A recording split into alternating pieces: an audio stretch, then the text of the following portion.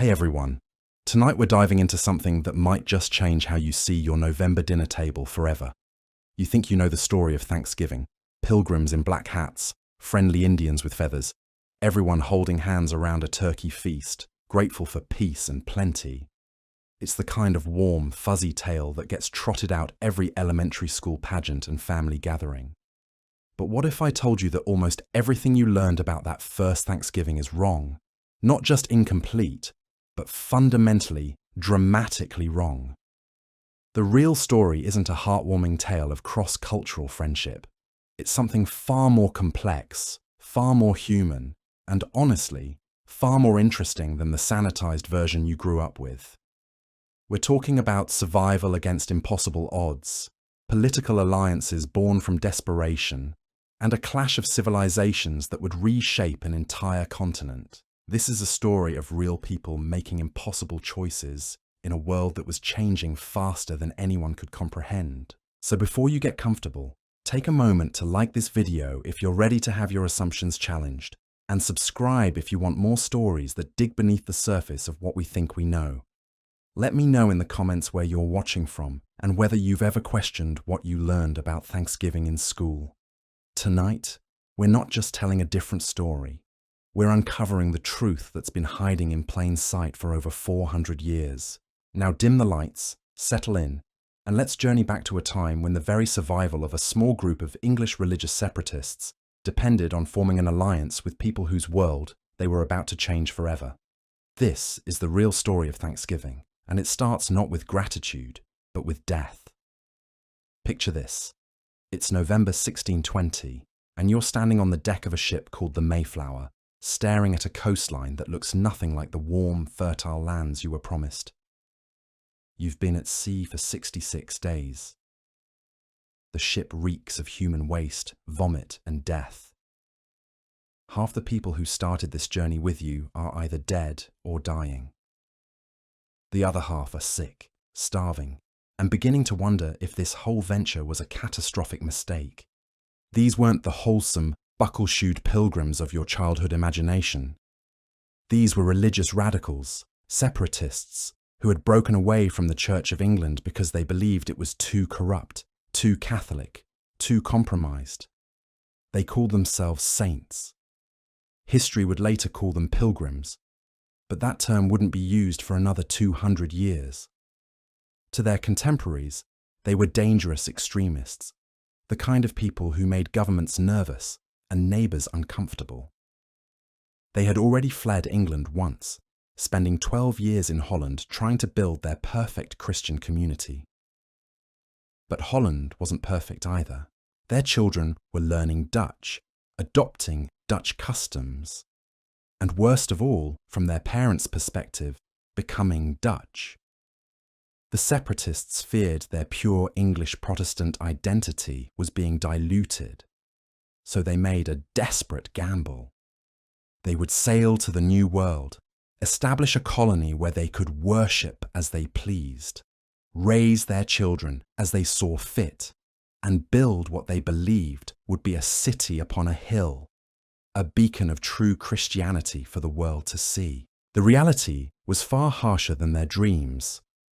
They had originally intended to land in Virginia, where other English settlements were already established. Instead, rough seas and navigation errors brought them to Cape Cod, Massachusetts, hundreds of miles north of their target. It was the worst possible time of year to arrive in New England. Winter was coming, and they were completely unprepared. The Mayflower Compact, that famous document they signed before going ashore, wasn't some noble declaration of democratic principles. It was a desperate attempt to prevent their group from falling apart before they even set foot on land. Some of the passengers weren't separatists at all, but adventurers and servants who had signed on for economic reasons. With no legal authority governing them and facing an uncertain future, the separatists needed everyone to agree to work together, or they would all die separately. What they found when they finally went ashore was a landscape that had been devastated by disease. This wasn't untouched wilderness. The coastline was dotted with cleared fields, the remains of villages and evidence of a thriving civilization, that had recently been wiped out by something terrible. They were looking at the aftermath of what scholars now call the Great Dying, a series of epidemics that had swept through the indigenous population between 1616 and 1619, killing an estimated 90% of the native people in the region. The English settlers didn't understand what they were seeing. To them, this looked like divine providence. God had cleared the land for them, removed the obstacles to their holy mission. They found caches of corn buried in the ground, left behind by people who would never return to harvest it. They took it, telling themselves it was a gift from heaven. They found freshwater springs, cleared fields ready for planting, and even the remnants of houses they could salvage for building materials. What they didn't understand was that they were essentially moving into a graveyard, building their new Jerusalem on the bones of a civilization that had been thriving for thousands of years before European diseases arrived. That first winter was a nightmare that nearly ended their colonial experiment before it began. They called it the Great Sickness, and it killed roughly half of the 102 people who had arrived on the Mayflower. They died of scurvy, pneumonia, tuberculosis, and other diseases exacerbated by malnutrition, exposure, and the stress of trying to survive in a climate and environment they didn't understand. Some days, 2 or 3 people died. There were times when only 6 or 7 colonists were healthy enough to care for the sick and bury the dead. William Bradford, who would become the governor of Plymouth Colony, and whose writings provide much of what we know about this period, described scenes of horror that never make it into elementary school textbooks. People dying in agony, their bodies racked with disease. Families watching helplessly as loved ones wasted away. The living barely strong enough to drag the dead outside for burial. They tried to hide the extent of their mortality from any indigenous observers, burying their dead at night and leveling the graves so no one could count how many they had lost. But they were being watched. The Wampanoag people knew exactly what was happening in the strange new settlement that had appeared on the site of Patuxet, one of their former villages. And they were making their own calculations about what these newcomers might mean for their survival.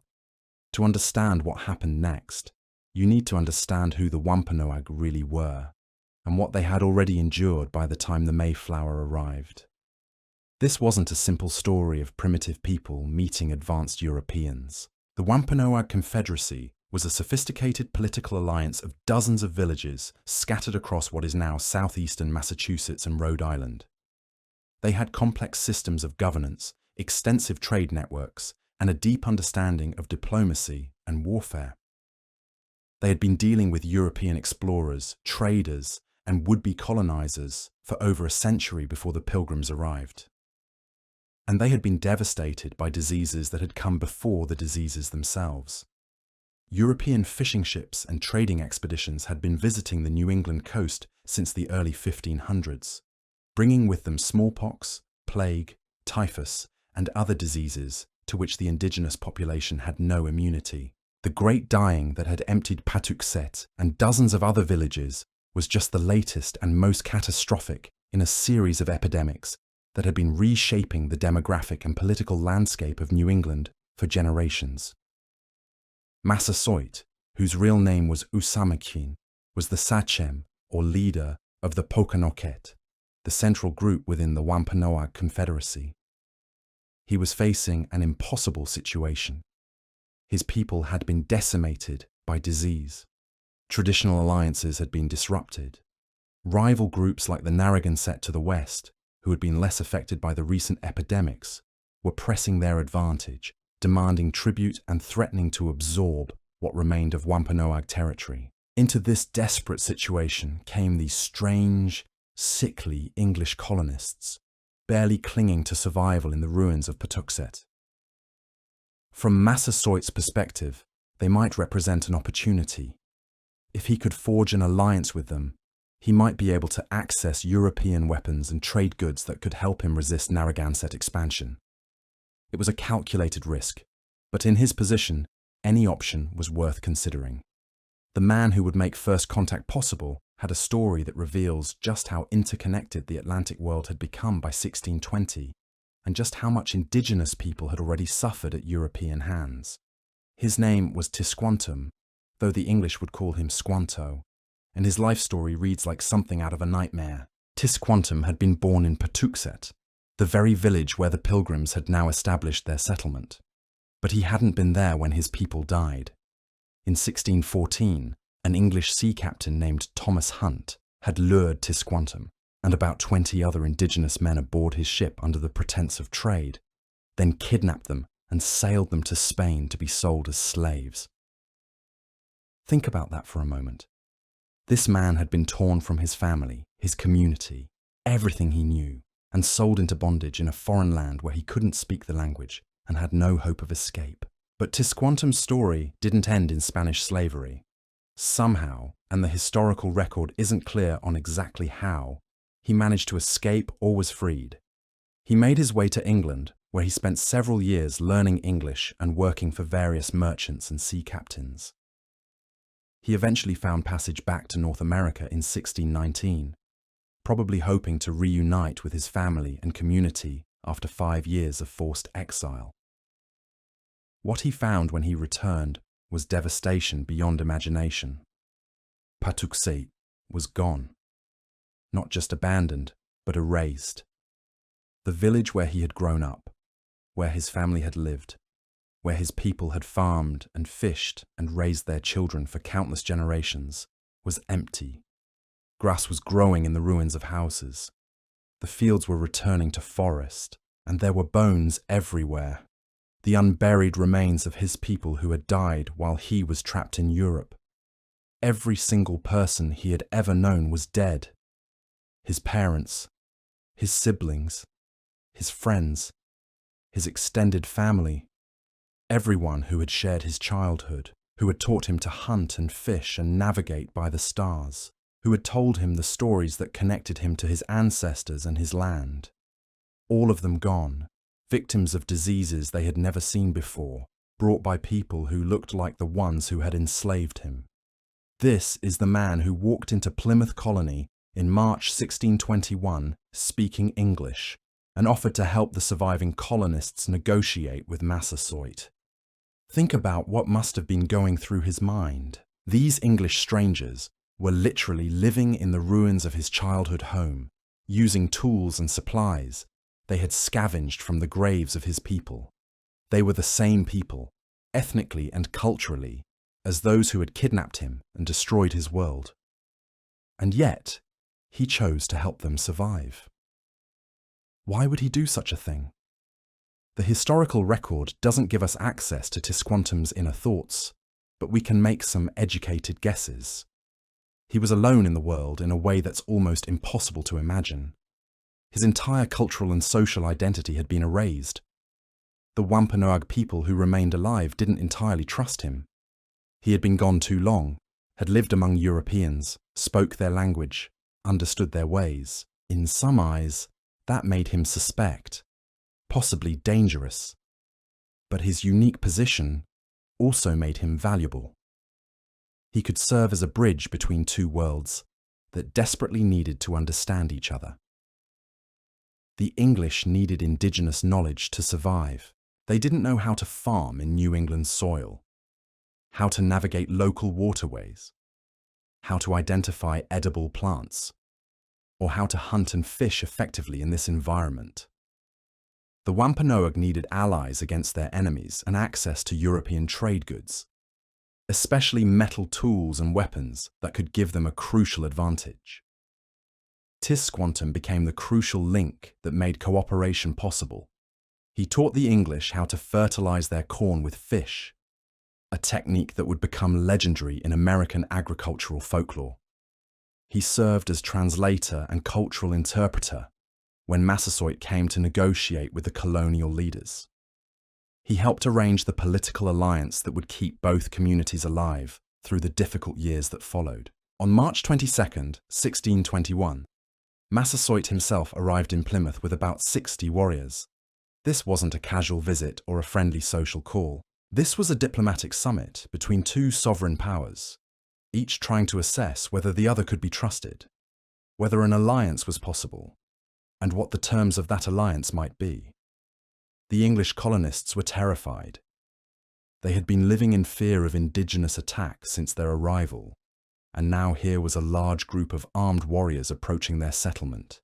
But they were also hopeful. They desperately needed indigenous allies, and they recognized that this might be their only chance to establish peaceful relations with the people whose land they were occupying. The negotiations that followed produced what both sides called a treaty of alliance, though they probably understood its terms very differently. The English version, recorded by William Bradford, focused on mutual defence, the return of stolen goods, and the punishment of wrongdoers. The Wampanoag version, preserved in oral tradition, probably emphasised reciprocity, shared resources, and mutual respect for sovereignty.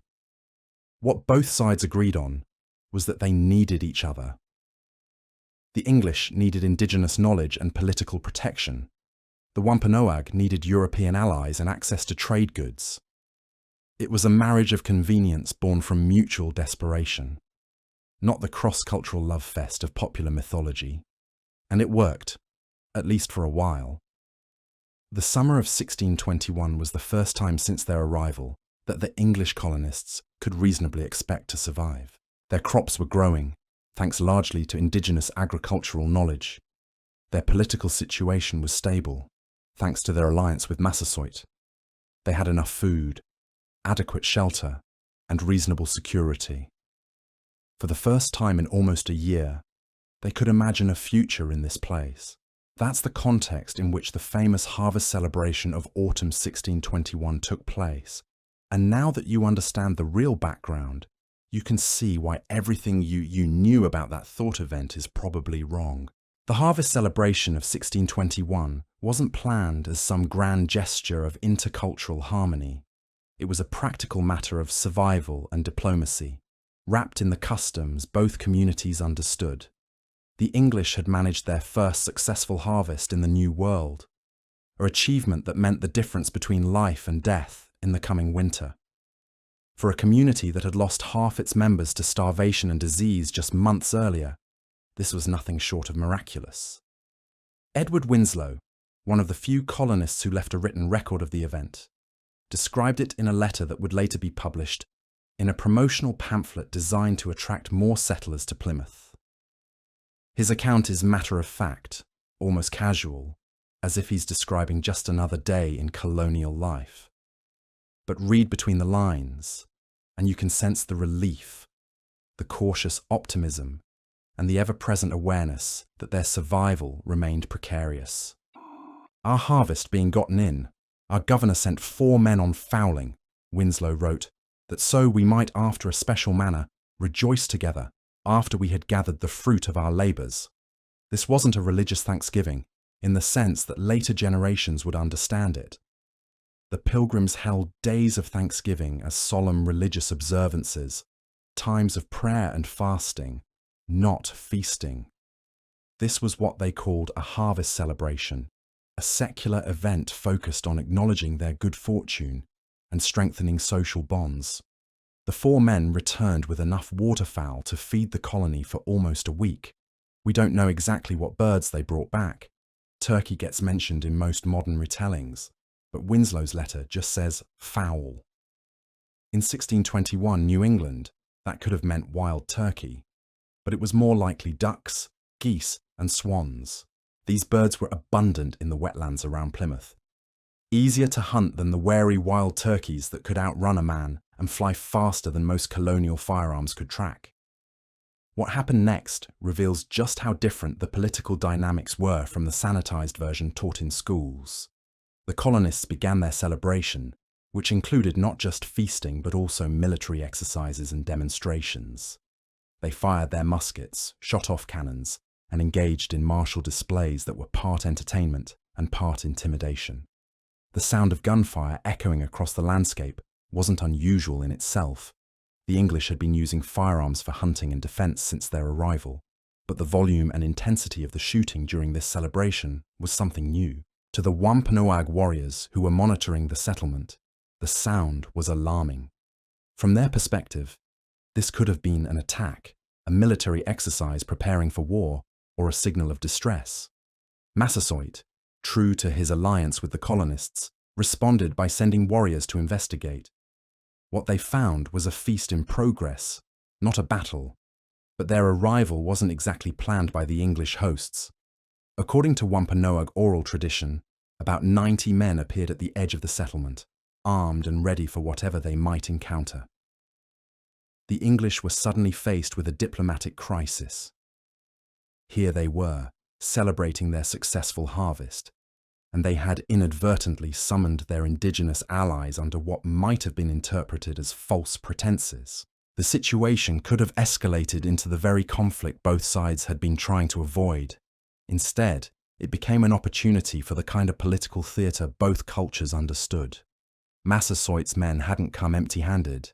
They brought 5 deer, a contribution that transformed the nature of the celebration.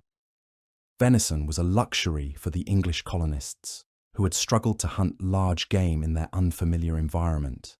For the Wampanoag, offering such valuable food was a demonstration of both wealth and goodwill, a way of turning a potentially awkward situation into a reaffirmation of their alliance. The feast that followed lasted 3 days, but it wasn't the cozy, intimate gathering of popular imagination. Picture instead a carefully choreographed diplomatic event with about 50 English colonists and 90 Wampanoag men. The women and children from both communities were largely absent from the historical record, though they were almost certainly present and working behind the scenes to make the celebration possible. The food they shared tells us a lot about both cultures and how they were adapting to each other. The English brought the results of their first successful harvest. Corn, beans, and squash grown using indigenous agricultural techniques. They had learned to plant corn in hills fertilized with fish, a method that required understanding not just of farming, but of seasonal fish runs, soil conditions, and the complex relationship between land and water that indigenous people had developed over thousands of years. The Wampanoag contributed not just the 5 deer, but also their knowledge of local foods that don't appear in elementary school reenactments. There were probably eels, which were abundant in local waters and could be smoked for long-term storage. Shellfish like clams, mussels, and oysters were dietary staples that the English had learned to appreciate. Wild plants, nuts, and berries that the colonists were still learning to identify and prepare. This wasn't just a meal, it was an education in survival. What they didn't eat is almost as telling as what they did. No potatoes, which were a South American crop that wouldn't reach New England for decades. No cranberry sauce, though wild cranberries grew in local bogs. No pumpkin pie, since the colonists had no butter, wheat flour, or sugar for baking. No sweet potatoes, no pecans. None of the foods that would later become associated with Southern and Western versions of Thanksgiving dinner. The bread they shared was made from corn, ground, and prepared in ways the English were still mastering. Beer was probably available, since the colonists had brought brewing equipment and knowledge from England, but it would have been weak and possibly made from corn rather than European grains. Water was always a concern in colonial settlements, where contamination was common and alternatives were prized. The atmosphere during those 3 days was probably a mixture of celebration, negotiation, and careful observation. Both groups were still learning about each other, still testing the boundaries of their alliance, still trying to figure out how to coexist in a relationship that neither side fully understood. The English were grateful for their survival and hopeful about their future, but they were also aware that their continued existence depended on maintaining good relations with people whose customs and motivations remained largely mysterious to them. The Wampanoag were probably assessing their new allies, trying to determine whether the English would be useful against their enemies, whether they could be trusted to honor their agreements, and what their long-term intentions might be. The colonists were clearly planning to stay, but what did that mean for indigenous control of the territory? How many ships more English would arrive? What would happen when the two communities inevitably came into conflict over land, resources, or cultural differences? These weren't questions that could be answered during a 3-day feast, but the celebration provided a forum for both sides to demonstrate their good intentions and their capabilities. The English showed that they could survive in New England, that they were learning to use indigenous knowledge and resources, and that they were capable of both gratitude and military strength. The Wampanoag demonstrated their generosity, their political sophistication, and their ability to mobilize significant numbers of warriors when necessary. But underneath the diplomatic courtesy and shared meals, both communities were dealing with profound losses and uncertain futures. The English had lost half their population and remained vulnerable to disease, starvation, and attack. The Wampanoag had lost entire villages to epidemics and faced ongoing pressure from rivals who wanted to exploit their weakness. Neither group could afford to take their survival for granted. The celebration of 1621 wasn't recorded as a Thanksgiving because it wasn't one, at least not in the religious sense that the Pilgrims understood. Their Thanksgivings were solemn affairs, days of prayer and fasting declared in response to specific divine interventions. When crops failed, when disease struck, when political troubles threatened, they declared days of fasting and prayer. When they believed God had answered their prayers, they declared days of thanksgiving marked by religious observance, not secular feasting. The first official Thanksgiving declared by Plymouth Colony came in 1623, not in celebration of a harvest, but in response to rain after a severe drought. Governor William Bradford proclaimed a day of prayer and thanksgiving when desperately needed precipitation saved their crops from failure. That event had nothing to do with indigenous people, nothing to do with cross-cultural cooperation, and nothing to do with the 1621 harvest celebration that later generations would mythologize. But the seeds of that mythologization were already being planted, not by the participants themselves, but by the colonial promotional literature that described New England as a land of opportunity and divine favor. Edward Winslow's letter describing the 1621 celebration was published as part of a pamphlet designed to attract more English settlers to Plymouth. The emphasis was on abundance, success, and peaceful relations with the natives, exactly the kind of messaging that would encourage investment and immigration. The reality behind that promotional literature was far more complicated. The alliance between Plymouth and the Wampanoag was working, but it was fragile and constantly tested by events beyond either community's control. More English ships were arriving, bringing colonists who hadn't negotiated the original agreements and didn't necessarily feel bound by them. Indigenous communities that hadn't been part of the original alliance were watching nervously as English settlements expanded and multiplied. The Narragansett, who had been enemies of the Wampanoag before the English arrival, were particularly concerned about the implications of the Plymouth alliance. If Massasoit could access European weapons and trade goods, he might be able to reverse the power dynamics that had favoured the Narragansett since the Great Dying. Other indigenous leaders were making their own calculations about how to respond to the growing English presence. Meanwhile, the English colonists were discovering that survival in New England required more than just indigenous agricultural knowledge. They needed to understand local politics, seasonal patterns, trade relationships, and the complex web of alliances and rivalries that governed indigenous diplomacy. They were learning that their alliance with Massasoit brought obligations as well as benefits, that indigenous politics were as sophisticated and demanding as any European court intrigue. The Pequot War, which erupted in 1636, would test these relationships in ways that the celebrants of 1621 could never have imagined.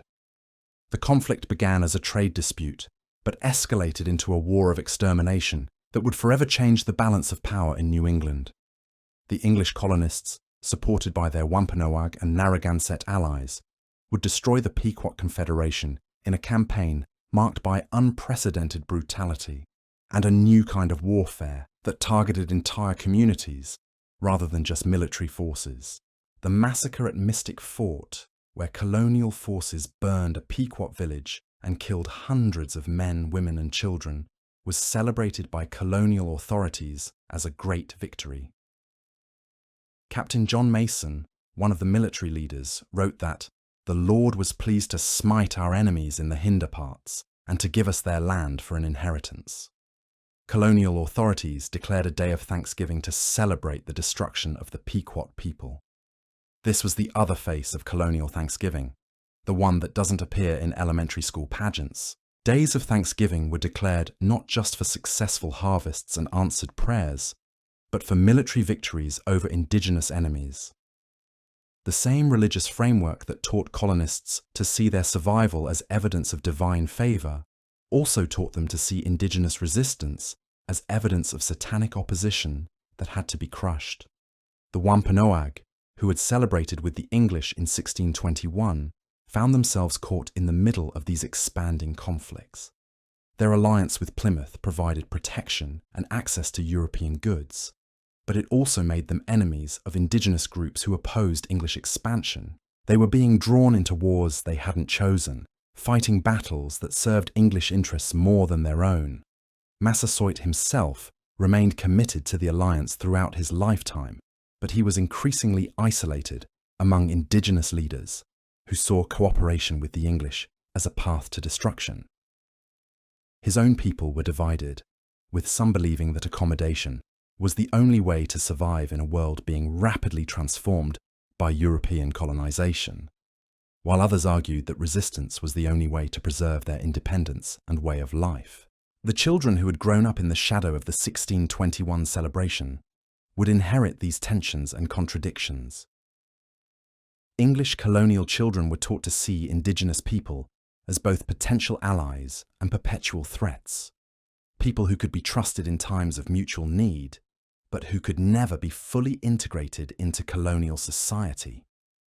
Indigenous children were learning to navigate a world where traditional knowledge and customs had to coexist with European technologies and ideas, where their survival increasingly depended on understanding and adapting to colonial expectations. By the 1640s, the Massachusetts Bay Colony was implementing policies designed to convert indigenous people to Christianity and English customs. Praying towns were established where indigenous converts could live under colonial supervision, following English laws and adopting English agricultural and domestic practices. These communities were presented as examples of successful assimilation, proof that indigenous people could be civilized and Christianized if they abandoned their traditional ways. But the praying towns were also instruments of control, ways of separating indigenous people from their traditional communities and making them dependent on colonial authorities. The converts who lived in these towns found themselves caught between two worlds, no longer fully accepted by their traditional communities, but never fully accepted by colonial society either. They were valuable to the English as interpreters, guides and allies in conflicts with non-Christian indigenous groups, but they remained suspect, always potentially dangerous because of their racial and cultural origins. The generation that came of age after 1621 would face choices that their parents could never have imagined. Massasoit's sons, Wamsuta and Metacomet, inherited a world where the balance of power had shifted dramatically in favor of the English. The small, desperate settlement their father had allied with in 1621 had grown into a network of towns and farms that stretched across traditional Wampanoag territory. The English population was growing through immigration and natural increase, while indigenous populations continued to decline due to disease and warfare. Wamsuta, who took the English name Alexander, initially tried to continue his father's policy of accommodation, but English demands were escalating. Colonial authorities wanted indigenous leaders to acknowledge English sovereignty, to accept English law, to convert to Christianity, and to sell their remaining lands on English terms. When Wamsuta died suddenly in 1662, possibly after being poisoned during negotiations with colonial authorities, his brother Metacomet inherited a situation that was rapidly becoming untenable. Metacomet, known to the English as King Philip, would spend the next decade trying to find a middle ground between accommodation and resistance. He negotiated, compromised, and delayed, hoping to preserve some measure of Wampanoag independence while avoiding the kind of devastating warfare that had destroyed the Pequot. But colonial pressure continued to mount, and indigenous patience continued to erode. The children who had played around the edges of the 1621 celebration were now adults with children of their own, and they were watching their world disappear piece by piece. Traditional hunting and fishing grounds were being fenced off by English farmers. Sacred sites were being ploughed under or built over. Indigenous justice systems were being superseded by colonial courts.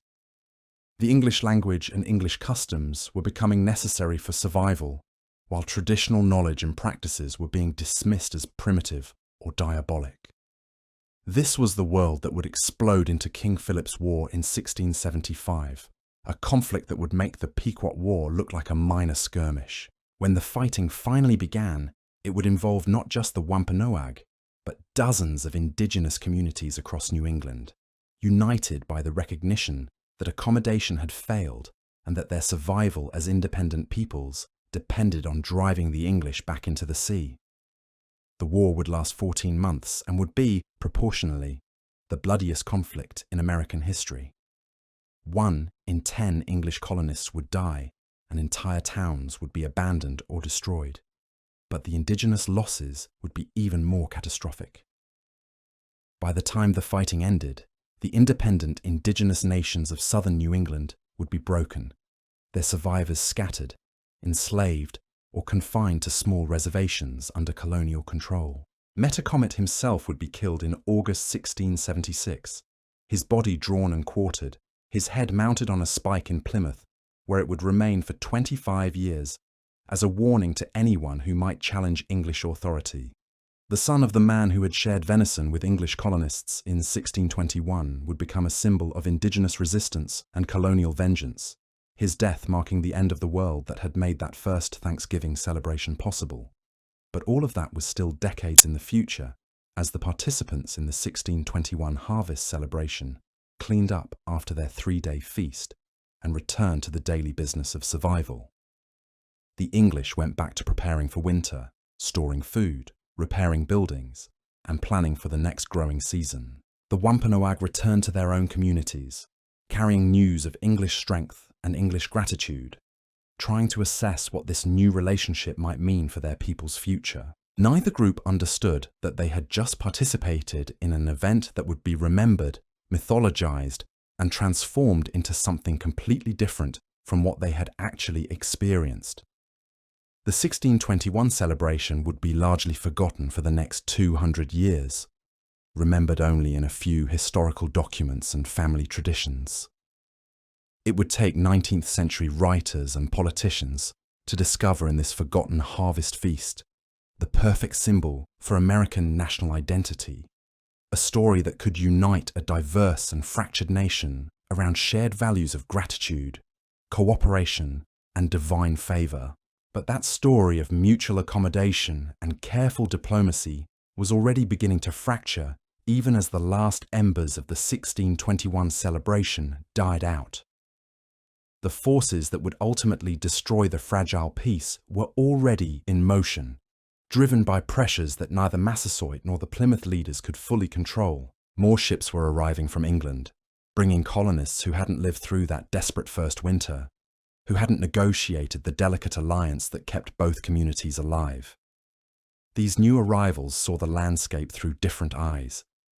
Where the original pilgrims saw a wilderness that had nearly killed them, transformed into livable space only through indigenous knowledge and cooperation, the newcomers saw opportunity. Fertile land that could be claimed, forests that could be cleared, rivers that could power mills. They didn't understand the political relationships that made their survival possible. To them, the indigenous people weren't essential allies, but obstacles to be managed or removed. They brought with them assumptions about English superiority, Christian destiny, and racial hierarchy that hadn't been tested by months of starvation and dependence on indigenous mercy.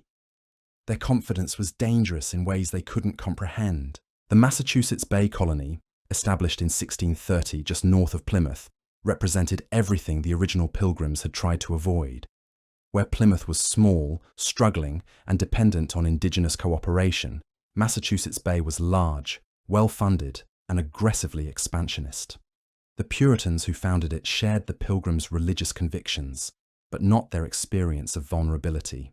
They arrived with thousands of colonists, ample supplies, and a royal charter that they believed gave them legitimate claim to indigenous lands. John Winthrop, the first governor of Massachusetts Bay, articulated a theology of colonization that would reshape English indigenous relations throughout New England. He argued that indigenous people had no legitimate claim to their lands because they hadn't improved them according to English standards. They were hunters and gatherers, he claimed, not farmers. They used land extensively. Therefore, English colonists, rather than intensively, had not just the right but the religious obligation to take possession of these empty lands and put them to proper Christian use. This was more than just convenient rationalization. It was a complete reimagining of property rights, sovereignty, and the relationship between people and land. The Wampanoag and their neighbors had been farming for thousands of years, but their agricultural systems looked different from European ones. They practiced what modern ecologists would recognize as sustainable polyculture, growing corn, beans, and squash together in ways that enriched the soil and maximized yields. They managed forests through controlled burning, creating park-like landscapes that supported both wild game and human habitation. They had complex systems of land use that balanced individual, family, and community rights. But to English eyes, this didn't look like proper agriculture. Indigenous people didn't live in concentrated villages surrounded by large, clearly bounded fields worked exclusively by individual families. They didn't build permanent fences, plough with draft animals, or focus on single crops for market sale.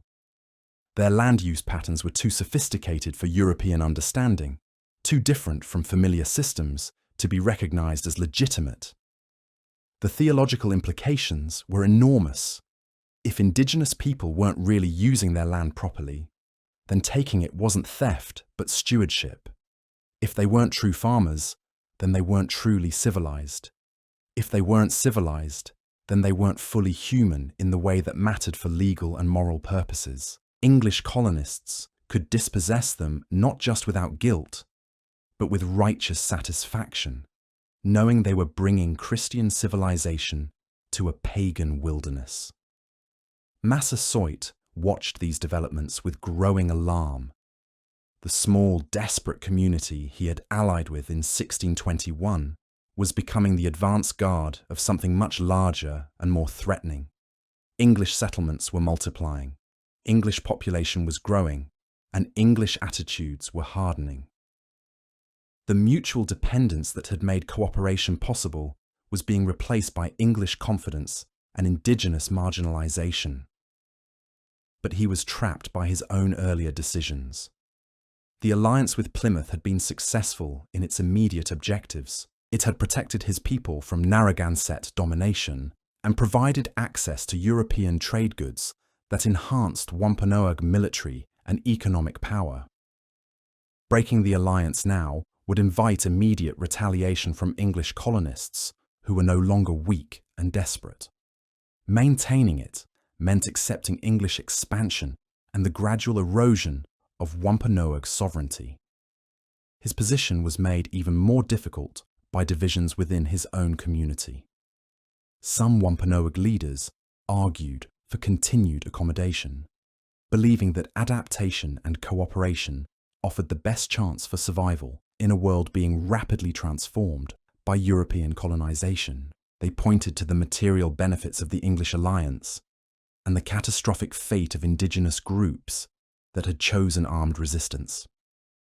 Others argued that accommodation was a slow form of suicide, that each concession to English demands made the next one inevitable, that their children would inherit nothing but subjugation if they didn't resist, while resistance was still possible.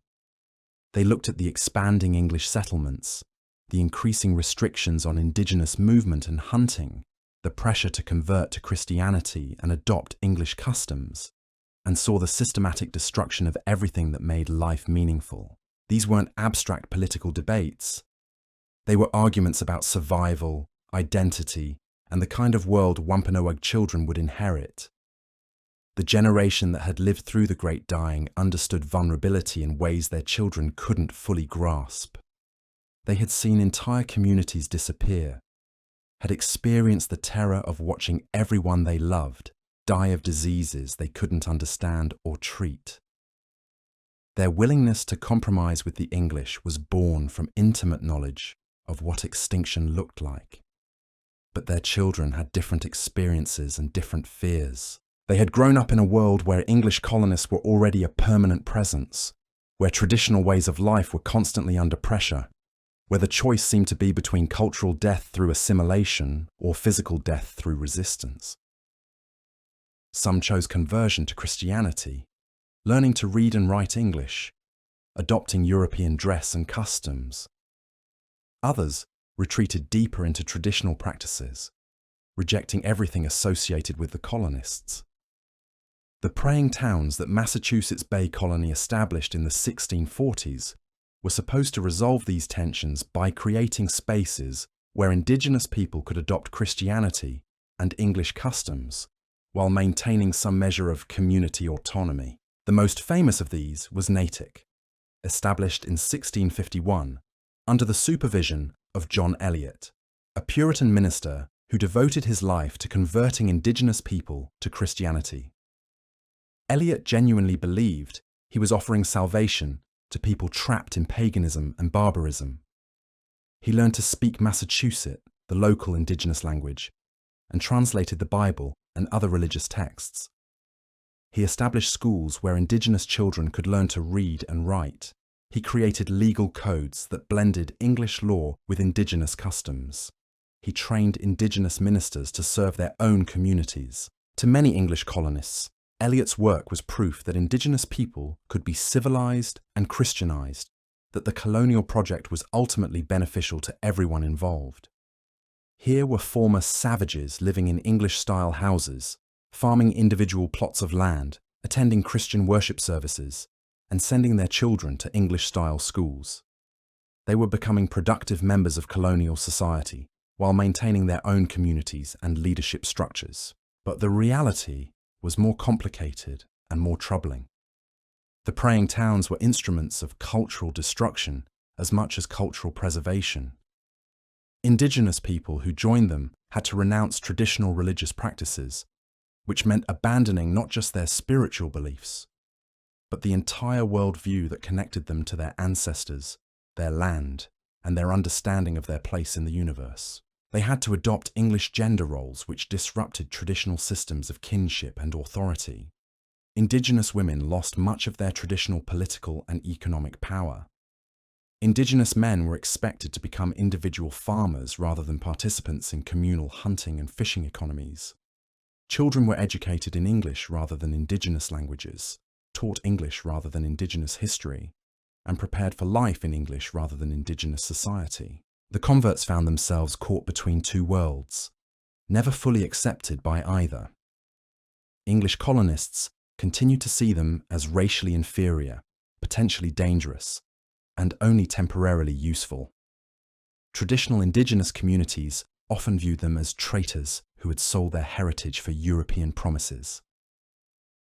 When conflicts arose between colonists and indigenous peoples, the praying Indians were suspected by both sides and trusted by neither.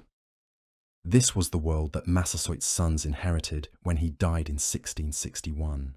Wamsutter, known to the English as Alexander, initially tried to continue his father's policy of careful accommodation. He negotiated land sales, maintained diplomatic relations with colonial authorities, and avoided the kind of confrontations that had destroyed other indigenous leaders. But English demands were escalating beyond what any indigenous leader could reasonably accept. Colonial authorities wanted formal acknowledgement of English sovereignty over all Wampanoag territory. They wanted the right to approve indigenous land sales, to regulate indigenous trade, and to intervene in indigenous legal disputes. They wanted indigenous leaders to enforce English laws within their own communities, and to turn over indigenous people accused of crimes against colonists. Most dangerously, they wanted indigenous leaders to demonstrate their loyalty by actively supporting English military actions against other indigenous groups.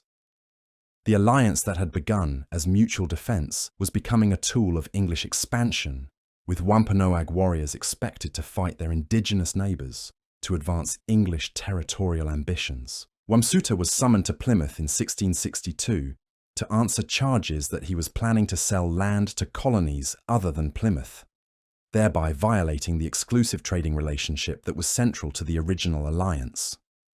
The meeting was supposed to be a negotiation, but Wamsuta was essentially held hostage until he agreed to English demands. He became ill during the proceedings and died shortly after returning home, possibly from poison, though the exact cause of his death remains disputed. His brother Metacomet, who took the English name Philip, inherited not just his father's position, but his brother's unresolved grievances. He was 24 years old, educated in both Wampanoag and English customs, fluent in both languages, and deeply aware of the impossible situation his people faced. Unlike his father, who had negotiated the original alliance from a position of mutual need, Metacomet was dealing with colonists who no longer felt they needed indigenous cooperation for their survival.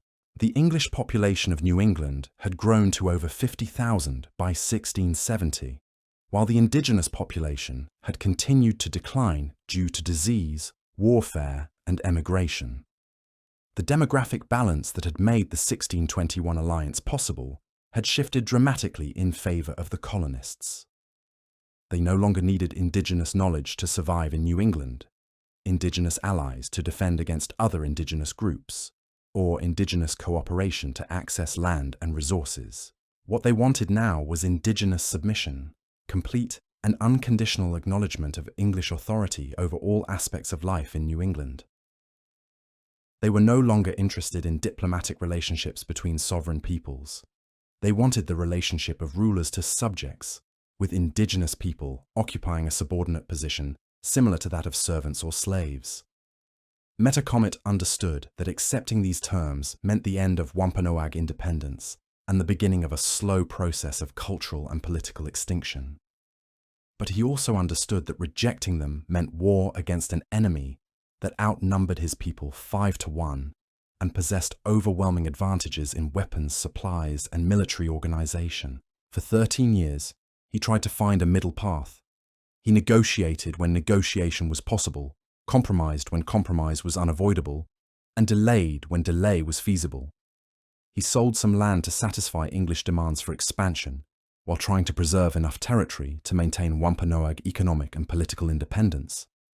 He cooperated with colonial authorities when cooperation was required, while trying to preserve some measure of indigenous autonomy.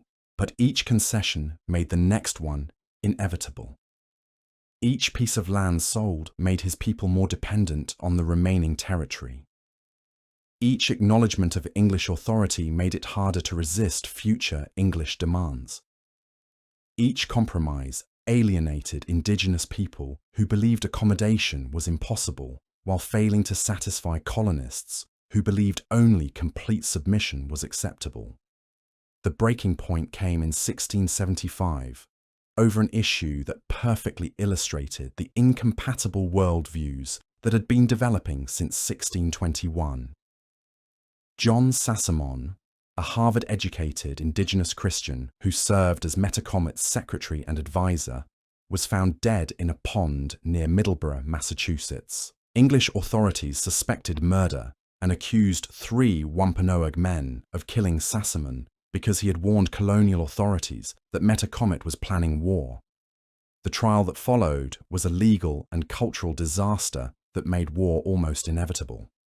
English authorities insisted that the accused men be tried in English courts under English law, a direct challenge to Wampanoag sovereignty and traditional justice systems.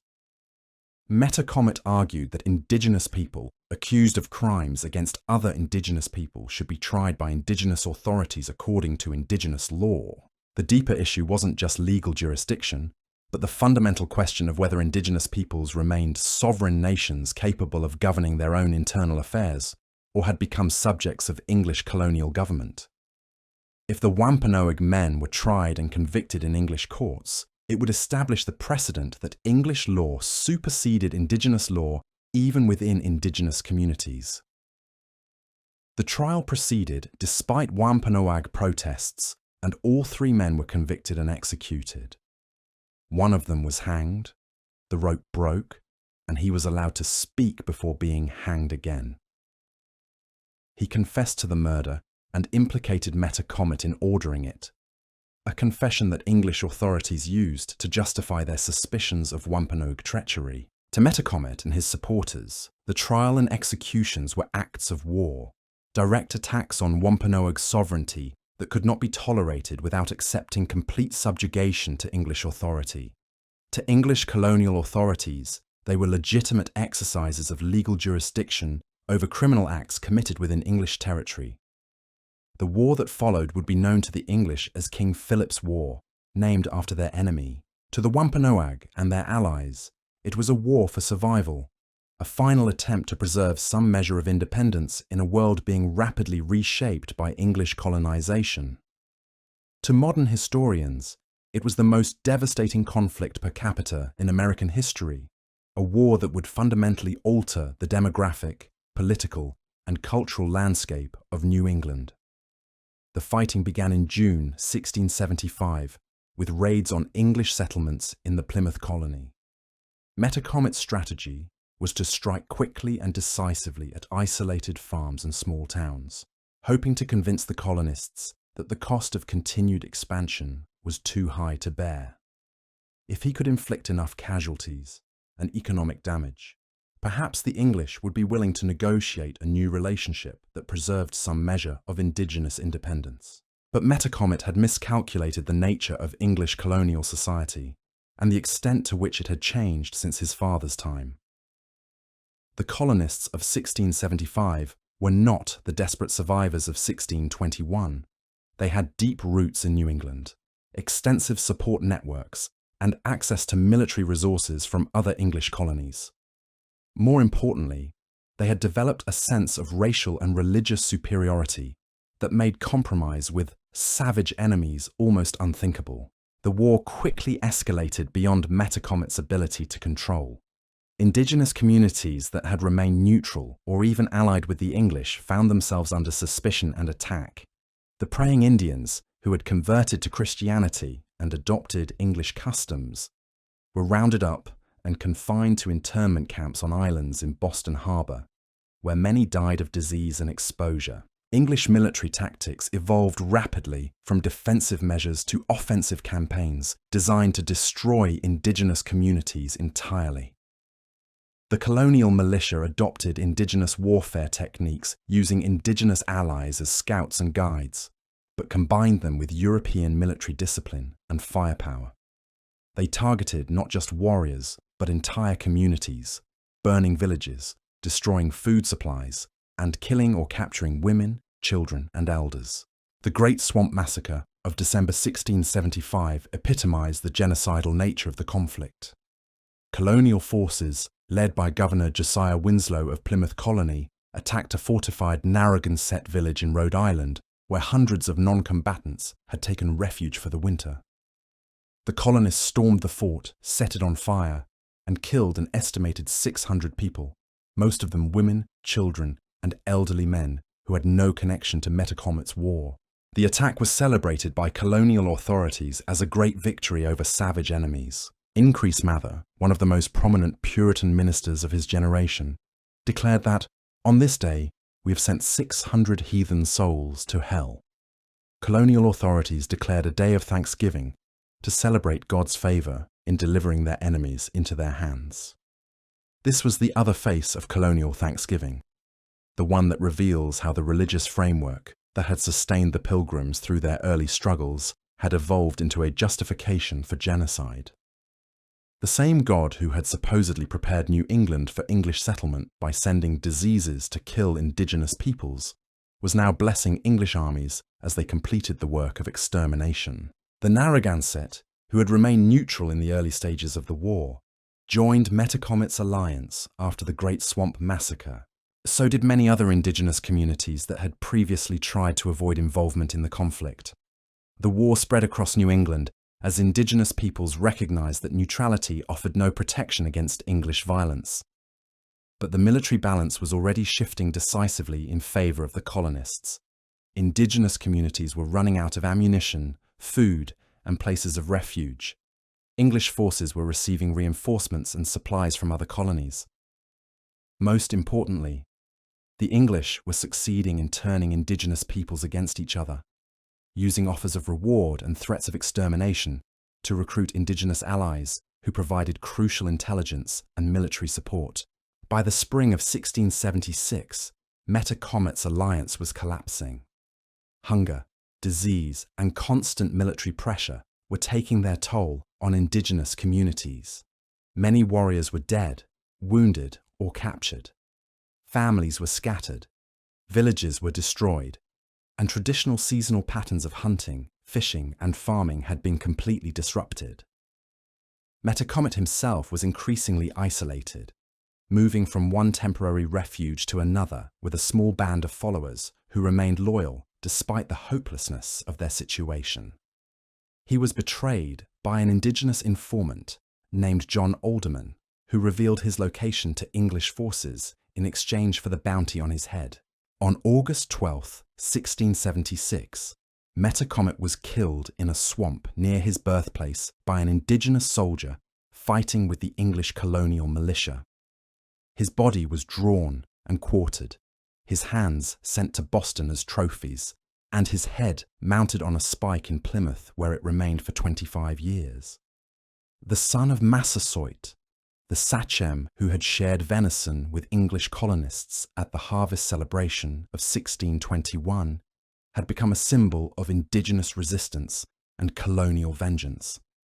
The war officially ended with Metacomet's death, but the killing continued for months afterward. Indigenous people who surrendered were sold into slavery in the Caribbean or executed as war criminals. Indigenous communities that had remained neutral or allied with the English throughout the conflict found their lands confiscated and their people scattered. The praying Indians who had been confined to internment camps during the war were released, but found their communities destroyed and their legal status uncertain. The demographic consequences were staggering. An estimated 3,000 indigenous people died during the war, representing roughly 40% of the indigenous population of southern New England. Many others were sold into slavery or fled to other regions, leaving only scattered remnants of once powerful nations.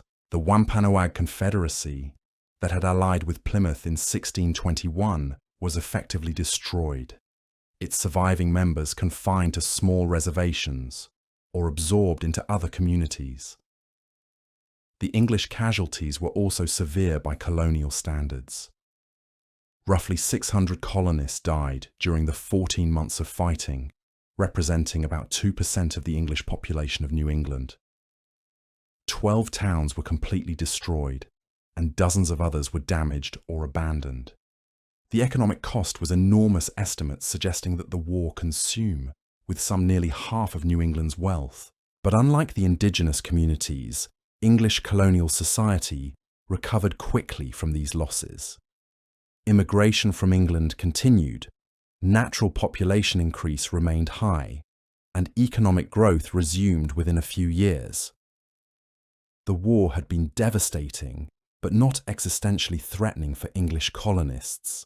For indigenous peoples, it represented the end of meaningful resistance to English expansion and the beginning of a long process of marginalization and cultural suppression. The transformation of New England's political landscape was complete.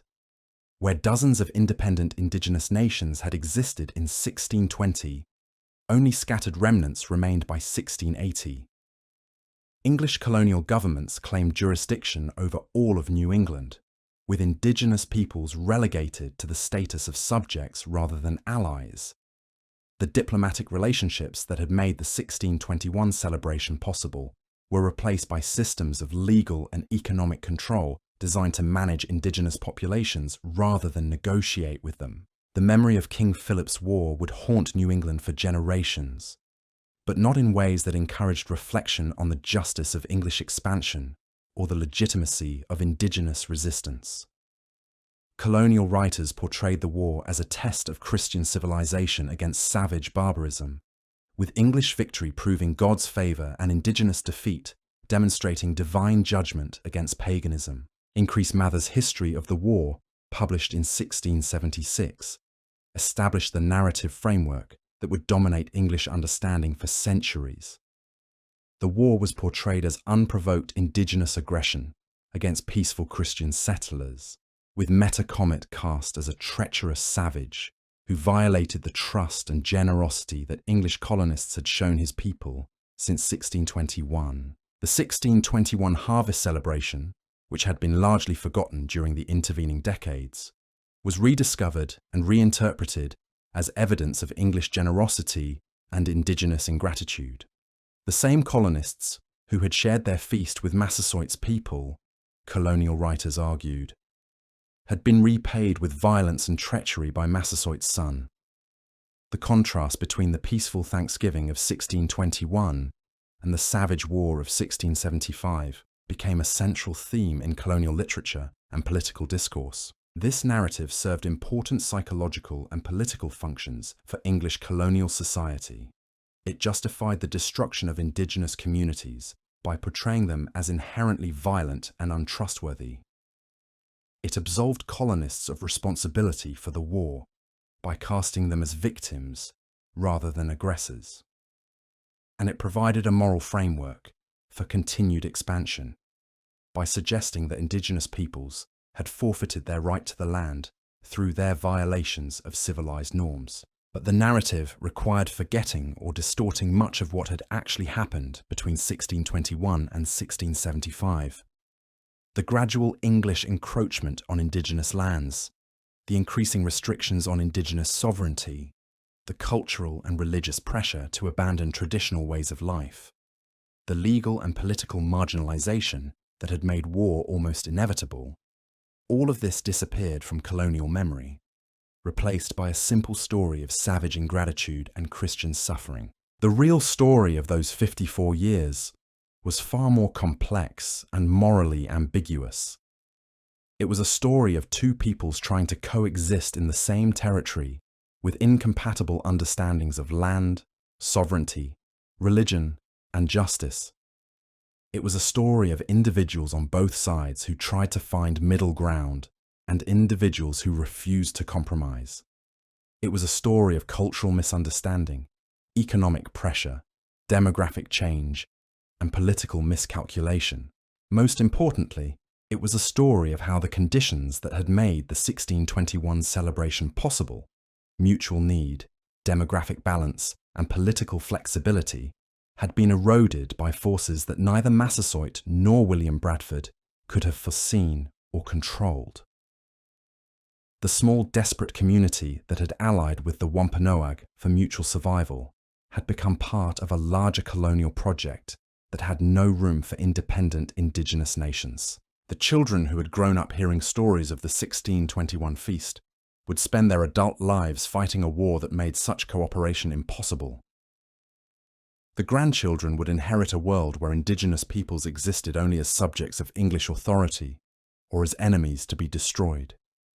The great-grandchildren would grow up in a society where indigenous peoples were largely invisible, confined to small reservations, or assimilated into colonial communities as individuals rather than members of sovereign nations. By 1700, the political world that had produced the 1621 celebration was gone, replaced by a colonial system that had no place for the kind of diplomatic relationship that had existed between Plymouth and the Wampanoag Confederacy. The mutual dependence that had made cooperation necessary had been replaced by English dominance that made indigenous consent irrelevant. But the memory of that first celebration lingered in colonial consciousness, not as an accurate representation of what had actually happened, but as a symbol of what colonists wanted to believe about themselves and their relationship with the land they had claimed.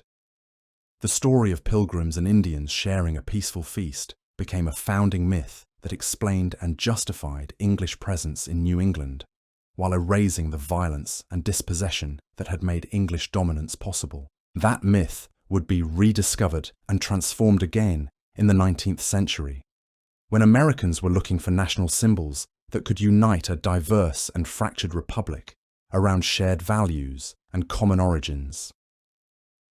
The 1621 celebration offered exactly what they needed. A story of different peoples coming together in gratitude and mutual respect. A vision of American possibility that could inspire and comfort a nation still struggling to define itself.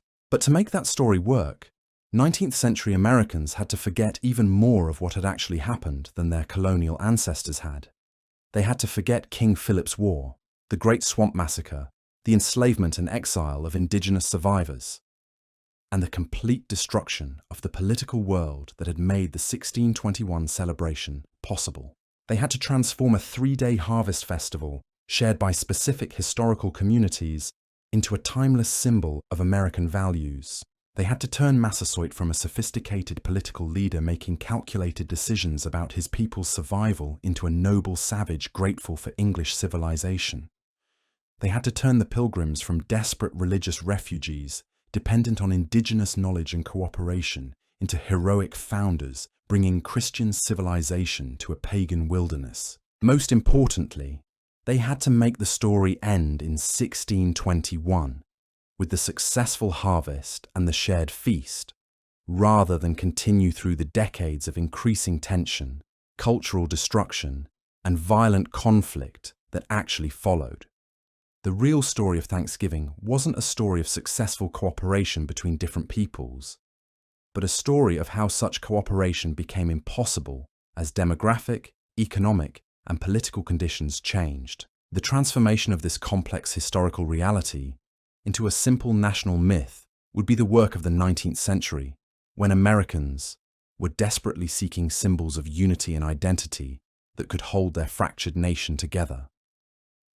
But that transformation required not just forgetting what had happened after 1621, but fundamentally misunderstanding what had happened in 1621 itself. The harvest celebration that English colonists and Wampanoag leaders had shared in the autumn of 1621 was not a Thanksgiving in any sense that later generations would recognize.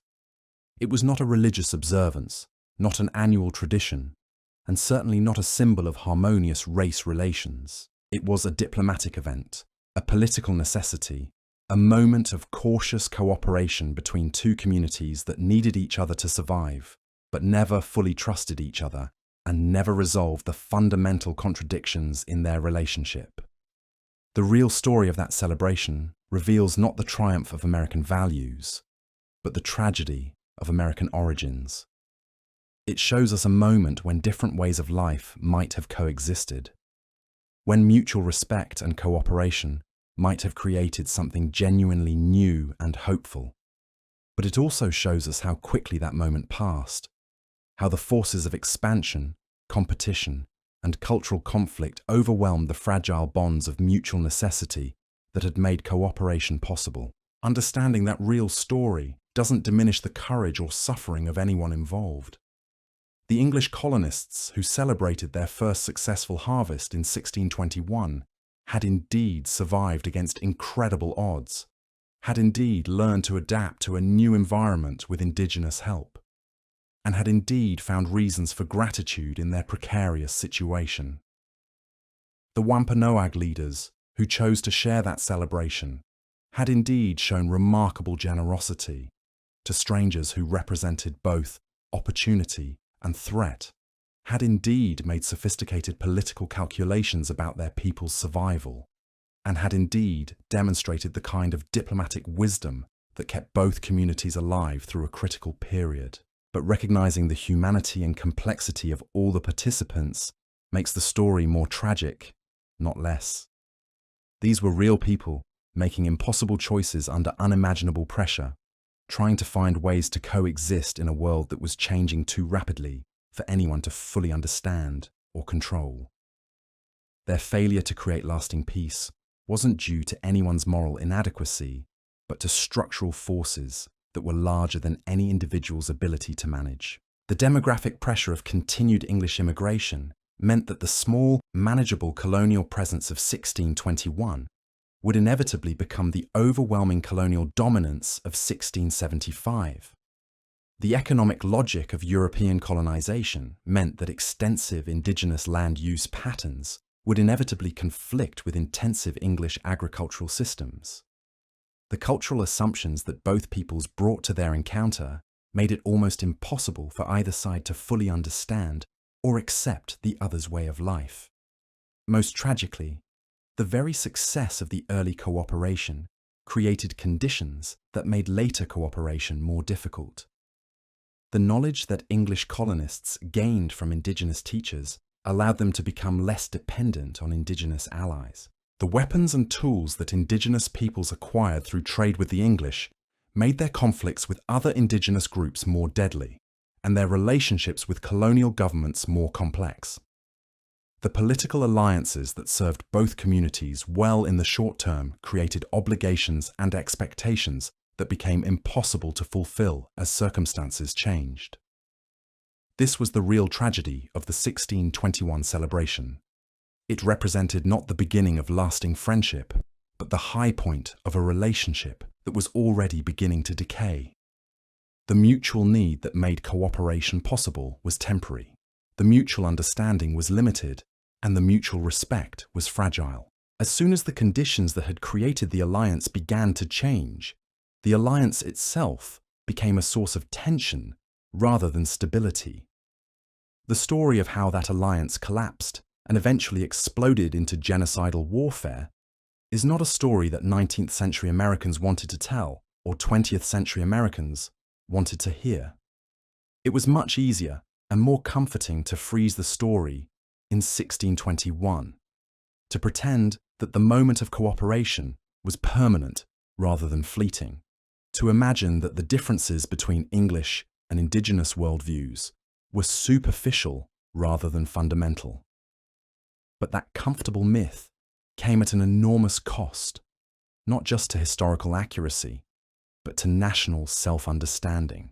By transforming the 1621 celebration into a symbol of successful cross-cultural cooperation, Americans created a false memory that made it impossible to honestly confront the real history of indigenous European relations in North America. The myth suggested that cooperation had been possible, that it had been successful, and that its eventual breakdown was due to the moral failings of individuals rather than the structural contradictions of colonialism.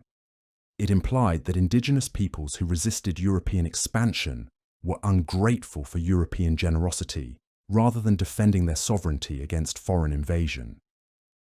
It suggested that the violence and dispossession that characterized most of American history were aberrations rather than logical consequences of the colonial system. This mythological understanding of American origins made it easier for later generations to justify continued expansion, continued dispossession, and continued cultural destruction, while maintaining their belief in American righteousness and indigenous gratitude. The Thanksgiving story became a way of avoiding rather than confronting the moral complexities of American history. The process by which this myth was created and popularized reveals as much about 19th century American society as the original 1621 event reveals about 17th century colonial society. The Americans who rediscovered and transformed the harvest celebration were dealing with their own crisis of national identity and their own need for unifying symbols that could hold their fractured republic together. The 1621 story was virtually forgotten for more than 200 years after it happened. William Bradford's detailed history of Plymouth Colony, which contained the most complete account of the celebration, wasn't published until 1856. Edward Winslow's letter, which provided the only contemporary description of the event, disappeared from public view for decades and was only rediscovered and republished in the 1840s. When these documents were finally made available to 19th century readers, they appeared in a very different context from the one in which they had been written. The small, struggling Plymouth colony that Bradford and Winslow had described was now remembered as the heroic beginning of a great nation. The precarious alliance with the Wampanoag was now seen as evidence of American ideals rather than practical necessity. The three-day harvest celebration was now interpreted as the foundation of a national tradition rather than a specific diplomatic event. The transformation of this forgotten historical incident into a national symbol was largely the work of Sarah Josepha Hale, the editor of Godey's Lady's Book, one of the most influential women's magazines of the 19th century. Beginning in the 1840s, Hale used her platform to campaign for the establishment of a national Thanksgiving holiday that would unite Americans around shared values of gratitude, family, and national destiny. Hale's vision of Thanksgiving was explicitly designed to heal the divisions that were tearing American society apart in the decades before the Civil War. She believed that a national holiday celebrating shared American values could overcome the sectional, ethnic, and religious conflicts that threatened to destroy the Republic. Thanksgiving would be a unifying force, a way of reminding Americans of what they had in common rather than what divided them. But to serve that unifying function, the Thanksgiving story had to be carefully edited and sanitized. Hale's version of the 1621 celebration emphasized the themes that 19th century Americans wanted to hear: religious devotion, family values, hard work rewarded, and different races coming together in harmony and mutual respect. She downplayed or ignored the aspects of the story that might complicate that message. The desperate circumstances that had made the alliance necessary, the political calculations that had motivated both sides, and the violence and dispossession that had followed. Hale's campaign was ultimately successful when Abraham Lincoln proclaimed the first national Thanksgiving holiday in 1863, at the height of the Civil War. Lincoln's proclamation, issued just 5 days after receiving Hale's latest letter on the subject, established the last Thursday in November as a day of thanksgiving and praise to our beneficent Father who dwelleth in the heavens. The timing was significant. Lincoln issued his Thanksgiving proclamation less than 4 months after the Battle of Gettysburg, in the middle of a war that was tearing the nation apart and killing Americans at an unprecedented rate. The proclamation was an attempt to find some source of unity and gratitude in the midst of national catastrophe, to remind Americans of their shared heritage and common destiny, even as they were killing each other in vast numbers. Lincoln's vision of Thanksgiving, like Hale's, was explicitly designed to serve national political purposes, rather than historical accuracy. The holiday was meant to celebrate American ideals and American destiny, not to commemorate the specific historical events that had occurred in Plymouth in 1621. The story of pilgrims and Indians sharing a peaceful feast became a metaphor for American possibility rather than a record of American reality.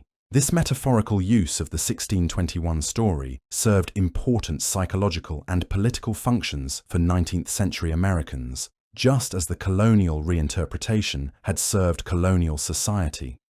It provided a foundation myth that explained and justified American expansion across the continent. If the original inhabitants of the land had welcomed English colonists with gratitude and cooperation, then later, American expansion could be seen as continuing that same benevolent process. The Thanksgiving myth also provided a way of dealing with the guilt and anxiety that many Americans felt about the treatment of indigenous peoples. By focusing on the moment of cooperation rather than the centuries of conflict that followed, Americans could maintain their belief in national righteousness while avoiding uncomfortable questions about national responsibility. But the myth required a fundamental misunderstanding of both the historical participants and the historical context. Massasoit became a noble savage, grateful for European civilization, rather than a sophisticated political leader making calculated decisions about his people's survival. The Pilgrims became heroic founders, bringing freedom and democracy to the wilderness, rather than religious refugees dependent on indigenous knowledge and cooperation. Most importantly, the story ended with a successful feast, rather than continuing through the decades of increasing tension and eventual warfare that actually followed. The real story of indigenous European relations in New England was replaced by a fantasy of successful cooperation that had never existed and could never have been sustained under the conditions that actually prevailed. This mythological version of American origins became so deeply embedded in American culture that it shaped not just popular understanding, but academic scholarship, government policy, and national identity for generations. The Thanksgiving story taught Americans that their nation had been founded on principles of cooperation and mutual respect, that indigenous peoples had willingly participated in their own dispossession, and that American expansion represented the spread of civilization rather than the destruction of existing societies.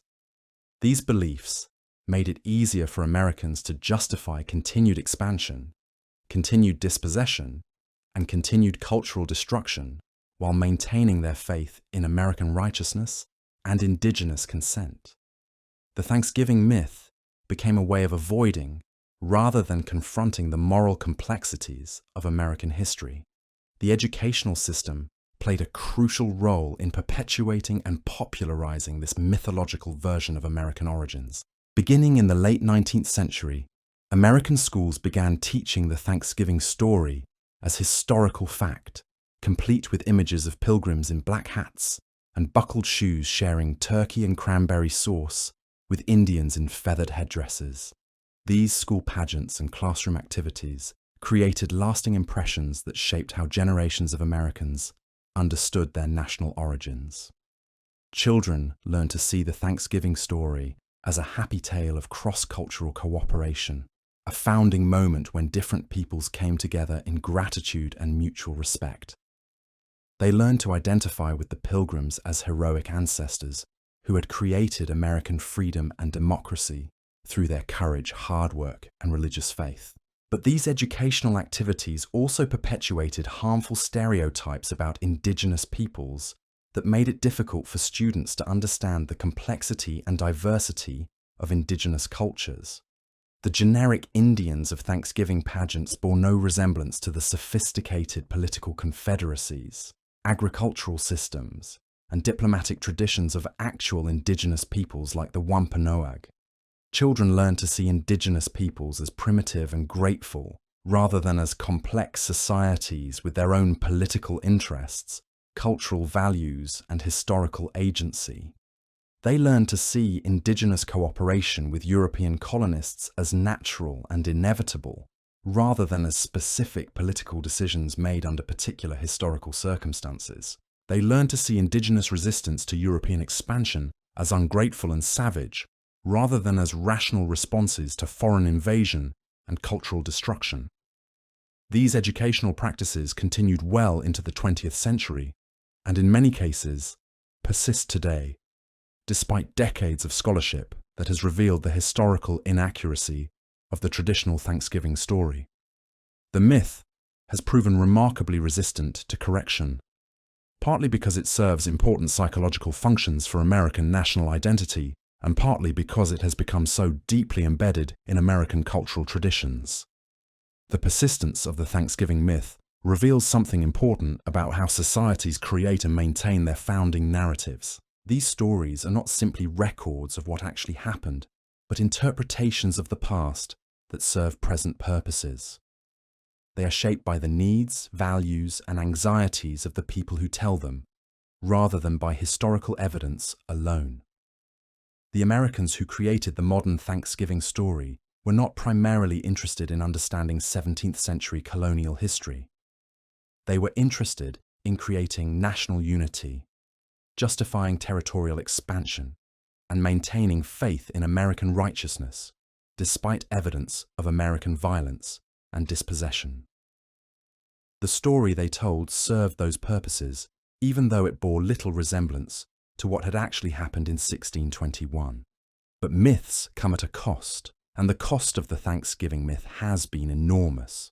By obscuring the real history of indigenous European relations in North America, the myth has made it difficult for Americans to understand or address the ongoing consequences of colonialism. By portraying indigenous dispossession as voluntary and grateful, the myth has justified continued marginalization and cultural destruction. By suggesting that cooperation was natural and successful, the myth has made it difficult to understand why such cooperation became impossible. Most tragically, the myth has made it difficult for Americans to appreciate the real human drama of the encounters between indigenous and European peoples in North America. The actual story of the 1621 celebration is far more interesting, more complex, and more moving than the sanitized version taught in schools. It is a story of real people making impossible choices under unimaginable pressure, of cultural misunderstanding and political calculation, of temporary cooperation and inevitable conflict. Understanding that real story doesn't provide easy moral lessons or comfortable national myths, but it does provide something more valuable: insight into the human condition, appreciation for historical complexity, and recognition of the tragic consequences that can result when different ways of life come into conflict under conditions of demographic pressure, resource competition, and cultural misunderstanding. The real story of Thanksgiving is ultimately not about Thanksgiving at all, but about the nature of cultural encounter, political alliance, and historical change. It is about how people try to adapt to rapidly changing circumstances, how they try to preserve what they value while accommodating what they cannot control, and how their best efforts to find common ground can be overwhelmed by forces larger than their individual choices. That story has lessons for our own time, when rapid change, cultural conflict, and resource competition continue to challenge human societies around the world. But those lessons can only be learned if we are willing to abandon the comfortable myths of our past and confront the complex realities of our history. The choice between myth and history is ultimately a choice between comfort and understanding, between the stories we want to believe and the truths we need to face. The real tragedy isn't that Americans created a myth about their origins. Every nation does that. The tragedy is that the myth became so powerful, so emotionally satisfying, so politically useful, that it completely replaced historical memory. Americans didn't just embellish the 1621 story. They erased everything that came after it, everything that complicated it, everything that revealed its true meaning and significance. By the time Sarah Josepha Hale began her campaign for a national Thanksgiving holiday in the 1840s, most Americans had no idea that the peaceful feast they were celebrating had been followed by 54 years of increasing tension and ultimate warfare. They didn't know that Massasoit's son had died with his head on a spike in the same town where his father had shared venison with English colonists. They didn't know that the Wampanoag Confederacy had been destroyed, its survivors scattered, enslaved, or confined to tiny reservations under colonial control. They knew only the story they wanted to know, the story that confirmed their beliefs about American righteousness and indigenous gratitude. And that selective memory had real consequences for how 19th century Americans understood and justified their continued expansion across the continent. The myth of peaceful cooperation at Plymouth became the template for understanding all subsequent encounters between Americans and indigenous peoples. If the original inhabitants had welcomed European colonists with open arms, then resistance to American expansion must represent ingratitude, savagery, or the malign influence of foreign powers. If cooperation had been natural and successful in 1621, then the failure of later cooperation must be due to indigenous moral failings rather than American aggression.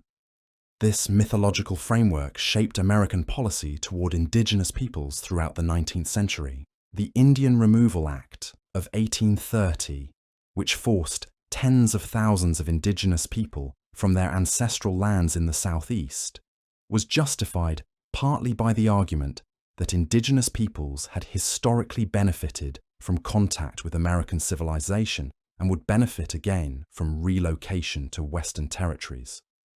The reservation system, which confined indigenous peoples to small, isolated territories under federal supervision, was presented as a continuation of the benevolent relationship that had supposedly existed at Plymouth. Government officials argued that reservations would protect indigenous peoples from the harmful influences of white frontier society, while providing them with opportunities to learn American agricultural and domestic practices. The boarding school system, which forcibly removed indigenous children from their families and communities to be educated in American-style institutions, was justified by the belief that indigenous peoples had always been grateful for exposure to European civilization and would naturally want their children to receive the benefits of American education. In each case, the Thanksgiving myth provided a historical precedent that made American policies seem benevolent rather than coercive, generous rather than exploitative, beneficial rather than destructive. The story of grateful Indians welcoming helpful pilgrims became the model for how all indigenous American relations were supposed to work. But the real history of Plymouth Colony told a very different story, one that revealed the tragic inevitability of conflict between expanding colonial societies and indigenous peoples who refused to surrender their sovereignty. Understanding that real history might have led to very different policies that recognized indigenous rights rather than denying them, that sought genuine cooperation rather than forced assimilation, that acknowledged American responsibility for indigenous suffering rather than blaming indigenous peoples for their own destruction. The cost of mythological thinking was measured not just in historical inaccuracy, but in human lives and cultural destruction. The comfortable lies Americans told themselves about their origins made it easier to commit and justify atrocities against indigenous peoples throughout the 19th and 20th centuries. The massacre at Wounded Knee in 1890, where American soldiers killed nearly 300 Lakota men, women, and children, was justified by the same logic that had justified the Great Swamp Massacre in 1675. Indigenous peoples who resisted American authority were portrayed as savage enemies of civilization who had forfeited their right to mercy through their ungrateful rejection of American generosity. The systematic destruction of indigenous languages, religions, and cultural practices through government boarding schools was justified by the belief that indigenous peoples would naturally be grateful for the opportunity to abandon their primitive ways and adopt superior American customs. The fact that many indigenous children died in these schools, separated from their families and forbidden to practice their own traditions, was seen as unfortunate but necessary collateral damage in the civilizing process. The theft of indigenous lands through fraudulent treaties, legal technicalities, and outright violence was justified by the argument that indigenous peoples weren't making proper use of their territory and would benefit from learning American agricultural and industrial practices. The fact that many indigenous communities had been practicing sophisticated forms of agriculture for thousands of years was ignored or denied. In each case, the mythological understanding of American origins made it difficult for Americans to recognize the humanity and agency of indigenous peoples, to acknowledge the legitimacy of indigenous resistance, or to accept responsibility for the consequences of American expansion. The Thanksgiving story taught Americans that indigenous peoples were naturally grateful for European contact and naturally willing to surrender their sovereignty in exchange for the benefits of civilization.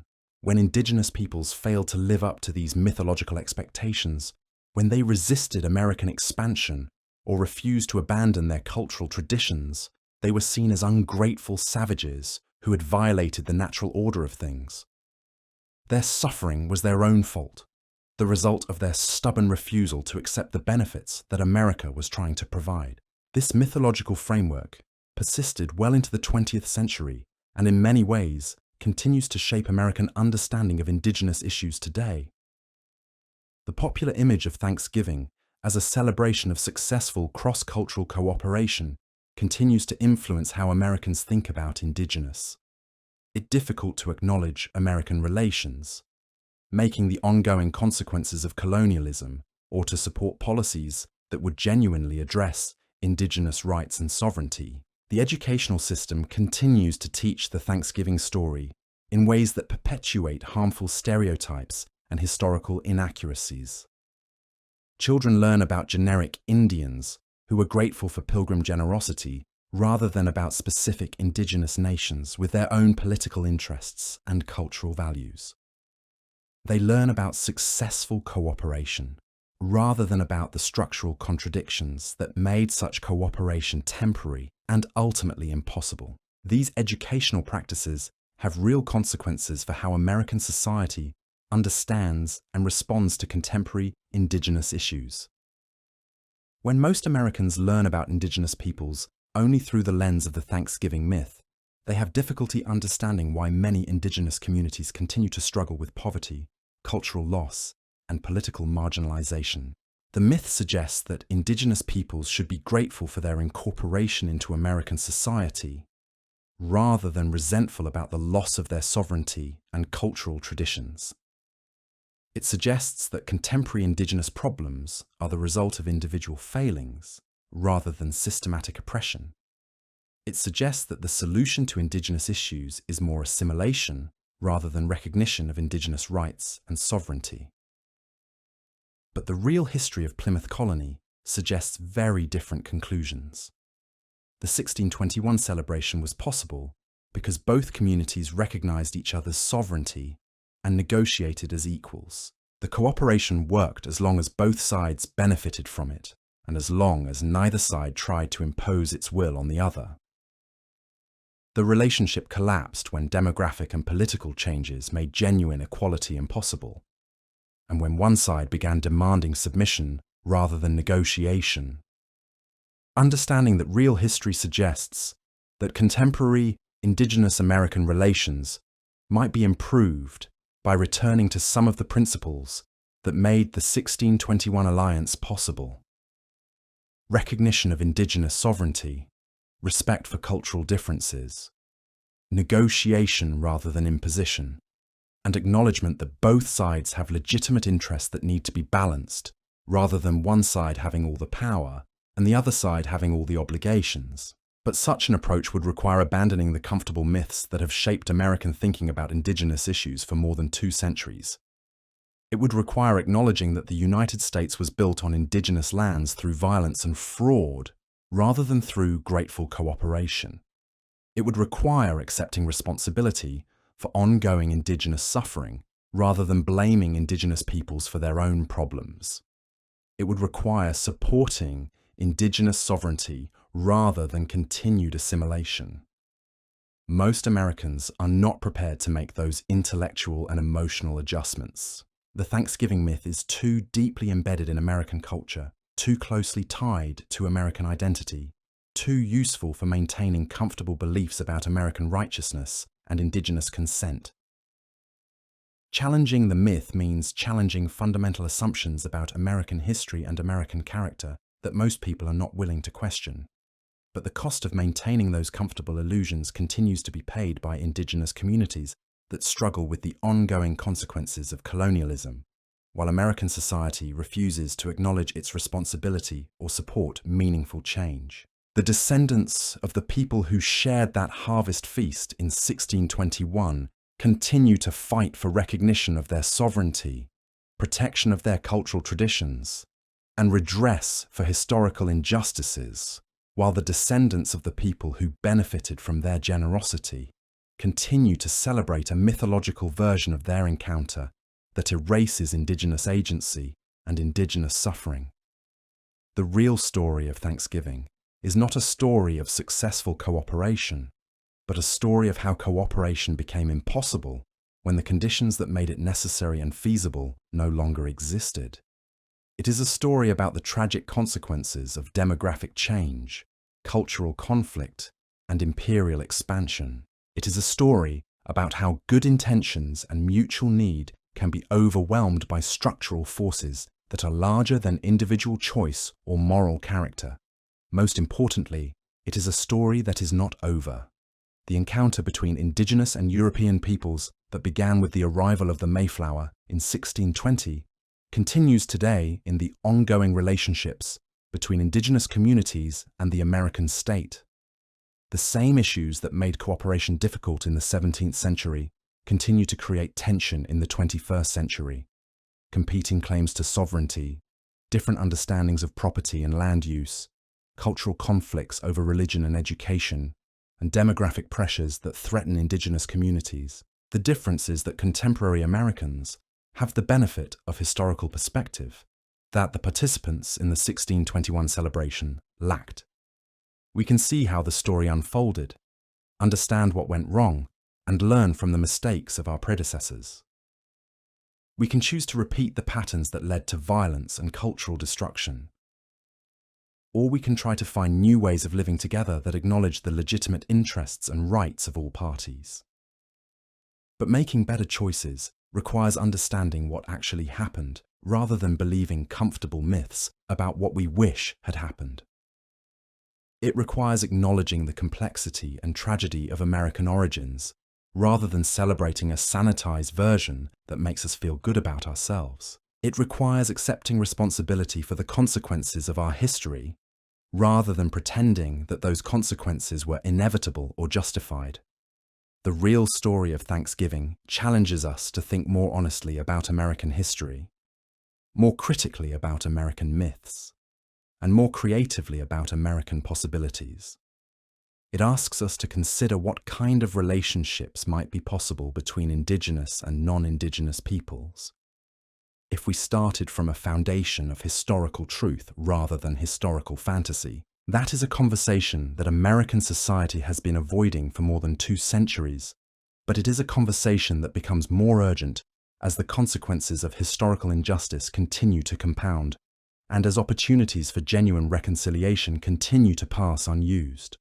The choice between myth and history is ultimately a choice between perpetuating past mistakes and learning from them, between maintaining comfortable illusions and accepting difficult truths. The participants in the 1621 harvest celebration could not have foreseen how their story would be remembered and misremembered by later generations. They were focused on the immediate challenges of survival, alliance, and adaptation in a rapidly changing world. They made the best decisions they could with the information and options available to them, and they succeeded in creating a moment of cooperation and mutual respect that was remarkable for its time and place. But their story became something very different in the hands of people who used it for purposes they never intended. The harvest celebration became a national myth, the political alliance became a symbol of racial harmony, and the temporary cooperation became evidence of permanent American righteousness.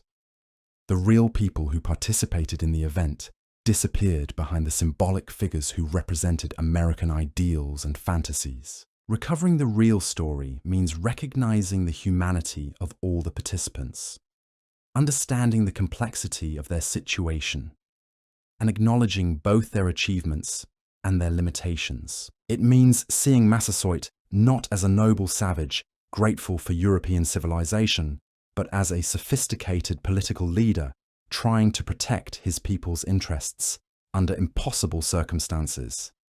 It means seeing the Plymouth colonists not as heroic founders of American democracy, but as religious refugees trying to survive in an unfamiliar environment with indigenous help. Most importantly, it means seeing the 1621 celebration not as the beginning of a beautiful friendship, but as a moment of fragile cooperation between peoples whose worldviews and interests were ultimately incompatible under the conditions that prevailed in colonial New England.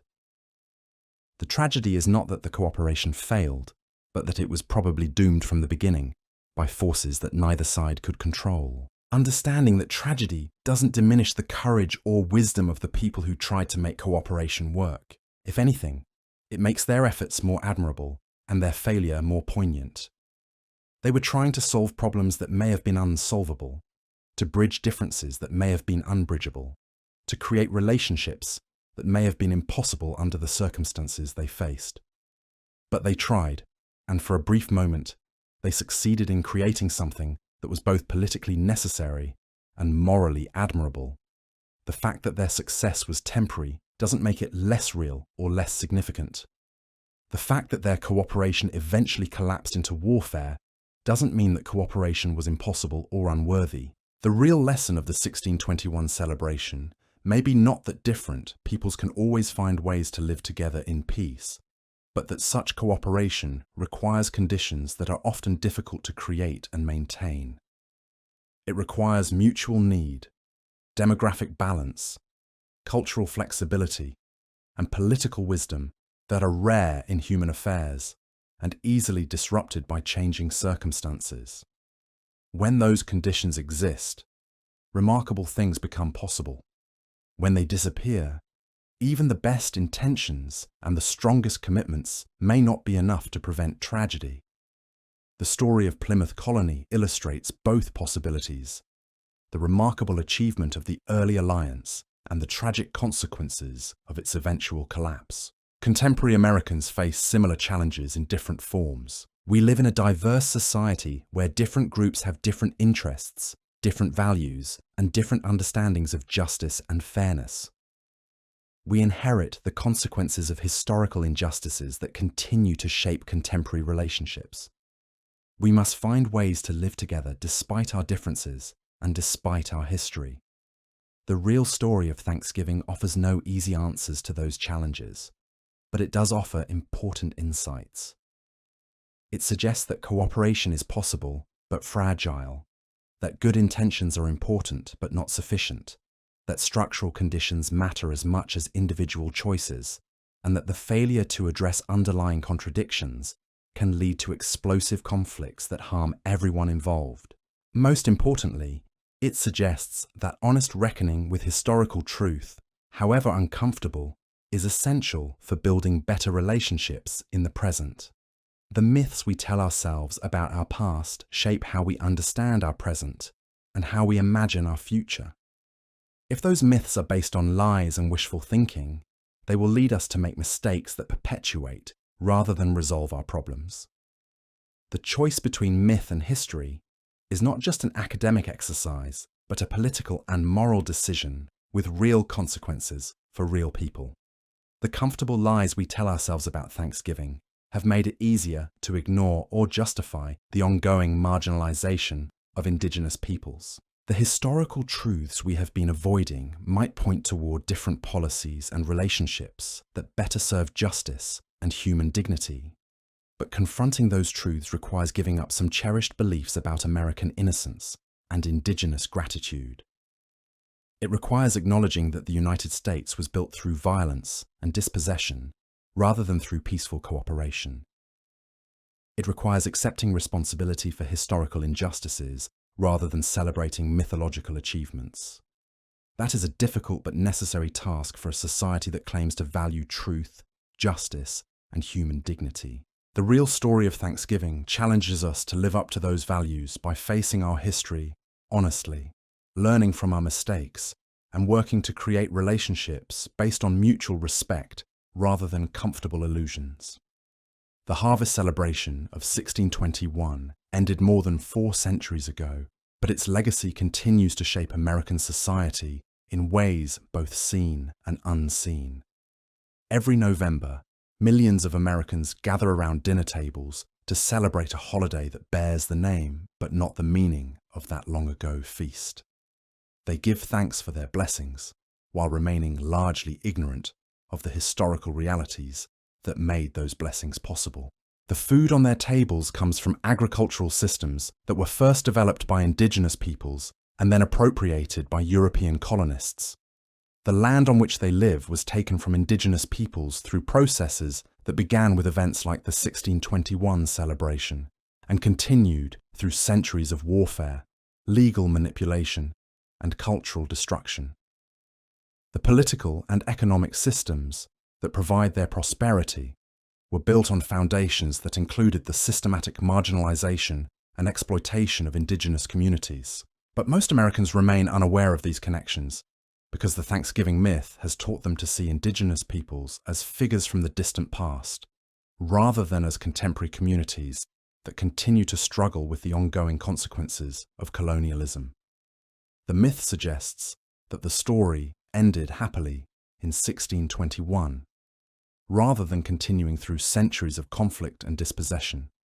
This historical amnesia has practical consequences for contemporary policy and politics. When most Americans know nothing about the real history of indigenous European relations, they have difficulty understanding why many indigenous communities continue to assert sovereignty claims, why they resist certain forms of economic development, or why they maintain cultural practices that seem foreign or anachronistic to mainstream American society.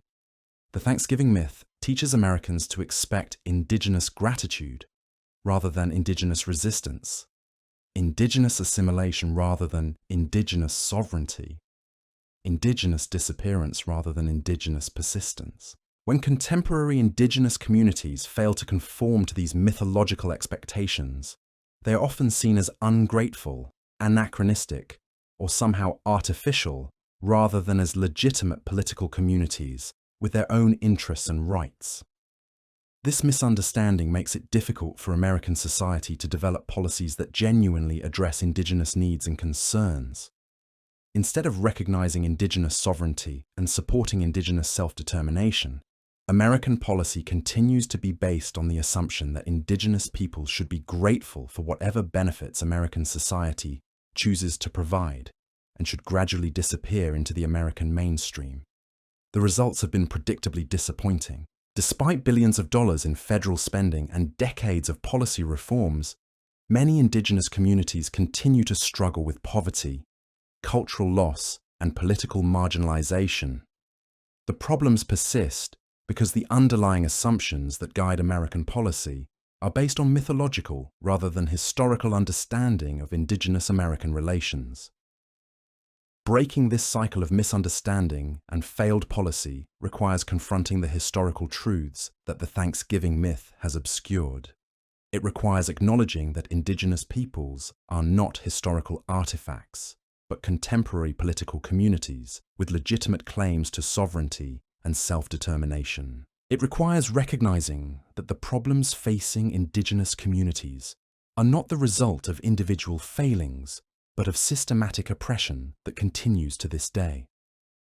Most importantly, it requires abandoning the comfortable belief that American expansion was ultimately beneficial to indigenous peoples and accepting the uncomfortable truth that it was a process of conquest and colonization that caused enormous suffering and cultural destruction.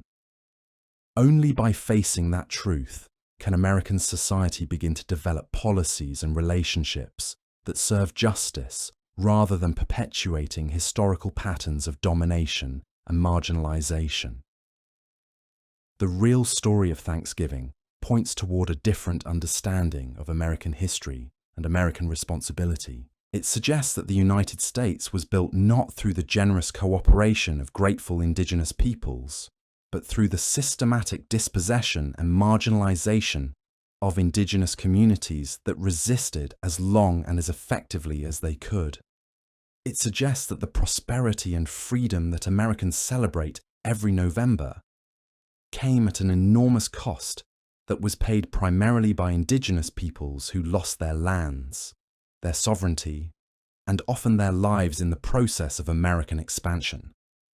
It suggests that contemporary Americans inherit not just the benefits of that historical process, but also the responsibility for addressing its ongoing consequences. That is a heavy burden for a society that prefers to see itself as fundamentally innocent and generous, rather than as the inheritor of conquest and colonization. But it is also an opportunity to create new relationships based on historical truth, rather than mythological fantasy, on mutual respect, rather than paternalistic charity, on genuine reconciliation, rather than continued domination. The choice is ultimately up to contemporary Americans. They can continue to celebrate a mythological version of their history that makes them feel good about themselves while ignoring the real consequences of that history for indigenous communities. Or they can choose to learn the real story, accept its implications, and work to create relationships that serve justice and human dignity, rather than comfortable illusions. The participants in the 1621 harvest celebration could not have imagined how their story would be remembered and misremembered by later generations. They were focused on the immediate challenges of survival and adaptation in a world that was changing faster than anyone could, with the information and options available to, could understand or control. They made the best decisions, them. Contemporary Americans face similar challenges in different forms. We inherit a complex and often tragic history that continues to shape our present in ways we don't always understand or acknowledge. We must make decisions about how to remember that history and how to build on its legacy without perpetuating its mistakes. The real story of Thanksgiving offers no easy answers, but it does offer important insights about the nature of cultural encounter, political alliance, and historical change. It reminds us that cooperation is possible, but fragile, that good intentions are important but not sufficient, and that the failure to address underlying contradictions can lead to tragic consequences for everyone involved. Most importantly, it challenges us to choose truth over comfort, complexity over simplicity, and responsibility over innocence. The mythological version of Thanksgiving is easier to celebrate, but the real story is more important to understand. Only by facing the full truth of our history can we hope to build a future that serves justice and human dignity for all peoples. The harvest celebration of 1621 lasted 3 days. Its consequences continue to unfold more than 4 centuries later. The choice of how to remember and learn from that event remains ours to make, and the decisions we make will shape not just our understanding of the past, but our possibilities for the future. In the end, the real story of Thanksgiving is not about Thanksgiving at all. It is about the human capacity for both cooperation and conflict, about the tragic consequences of cultural misunderstanding and political miscalculation, and about the ongoing responsibility that all peoples bear for creating relationships based on truth, justice, and mutual respect. That is a story worth telling, a lesson worth learning, and a challenge worth accepting, no matter how difficult or uncomfortable it might be. The alternative, maintaining comfortable illusions while ignoring their human cost, is ultimately more dangerous than confronting difficult truths. The real story of Thanksgiving calls us to be better than our myths, truer to our ideals and more honest about our history. The feast is over, the reckoning has just begun. But if you think the mythology stops there, you're mistaken. The transformation of that forgotten harvest feast into America's most beloved holiday is a story unto itself, one that reveals as much about 19th century America as the original event reveals about 17th century colonial life. And it begins with a woman whose name you've probably never heard, but whose vision shaped how millions of Americans understand their national identity. Sarah Josepha Hale wasn't a historian or a politician. She was a magazine editor, a widow from New Hampshire who had taken over one of the most influential women's publications in America after her husband's death, left her with 5 children to support. Godey's Ladies' Book wasn't just a magazine. It was a cultural force that shaped middle-class American taste in everything from fashion to food to family values. And Sarah Hale had a mission. Starting in the 1840s, she began using her editorial platform to campaign for something that had never existed before, a national Thanksgiving holiday that would unite all Americans around shared values of gratitude, family, and divine providence. This wasn't just about creating a nice autumn tradition. This was about saving the country. Picture America in the 1840s and 1850s. The nation was fracturing along sectional lines that seemed impossible to bridge. North and South were developing increasingly incompatible economic systems and moral values. Massive waves of immigration were bringing Catholics, Germans, Irish, and other groups that many Protestant Americans viewed with suspicion or outright hostility. Religious denominations were splitting over slavery.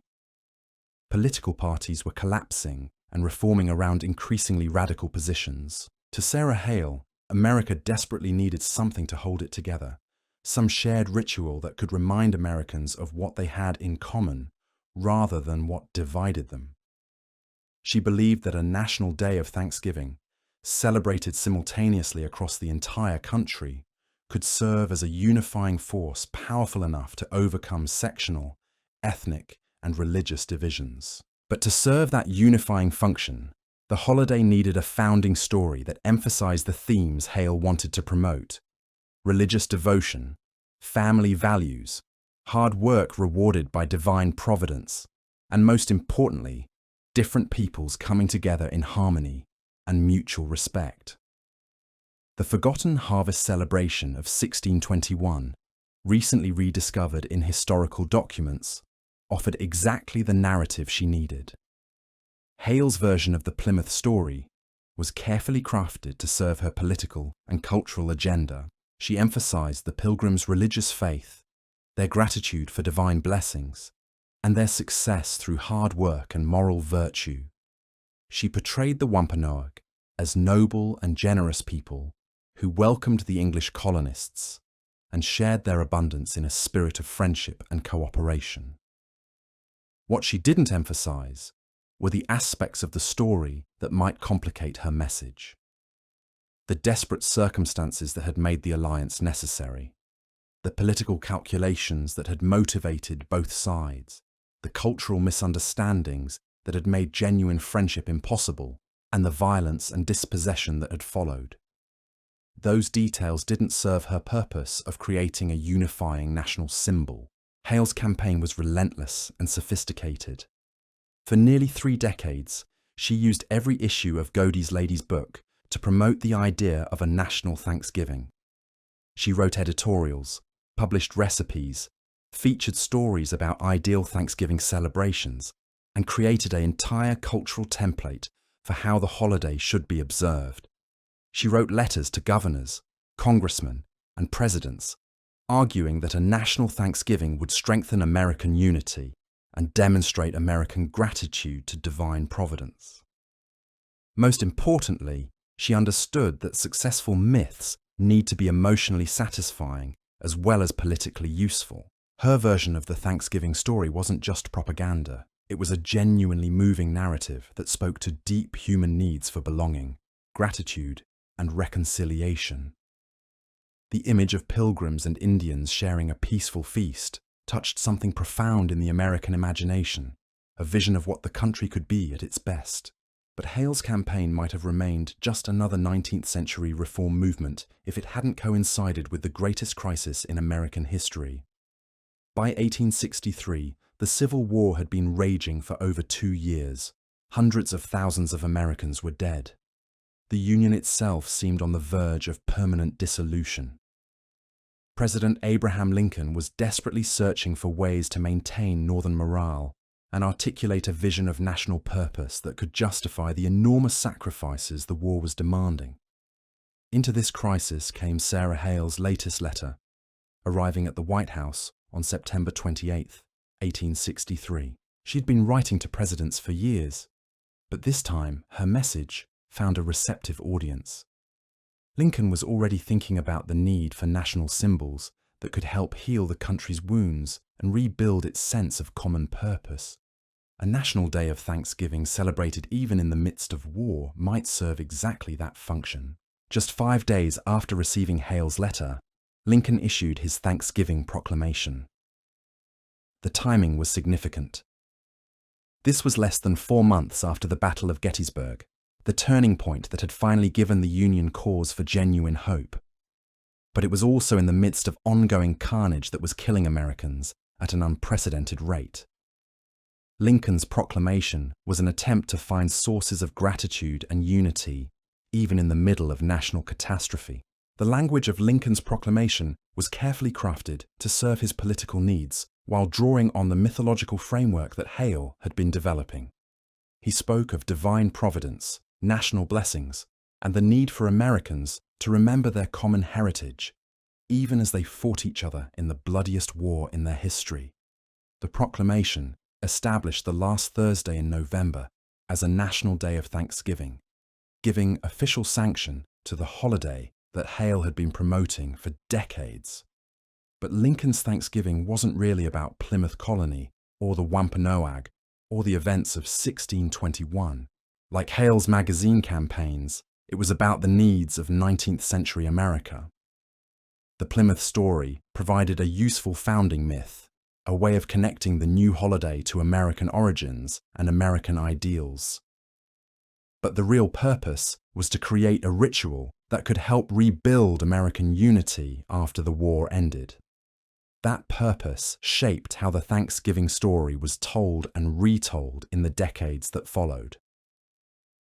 The 1621 harvest celebration became not just the founding moment of a national holiday, but a symbol of American values and American possibility. The story was simplified, sanitized, and mythologized until it bore little resemblance to what had actually happened in Plymouth Colony. The Pilgrims became heroic founders of American freedom rather than desperate religious refugees dependent on indigenous knowledge and cooperation. Massasoit became a noble savage grateful for European civilization rather than a sophisticated political leader making calculated decisions about his people's survival.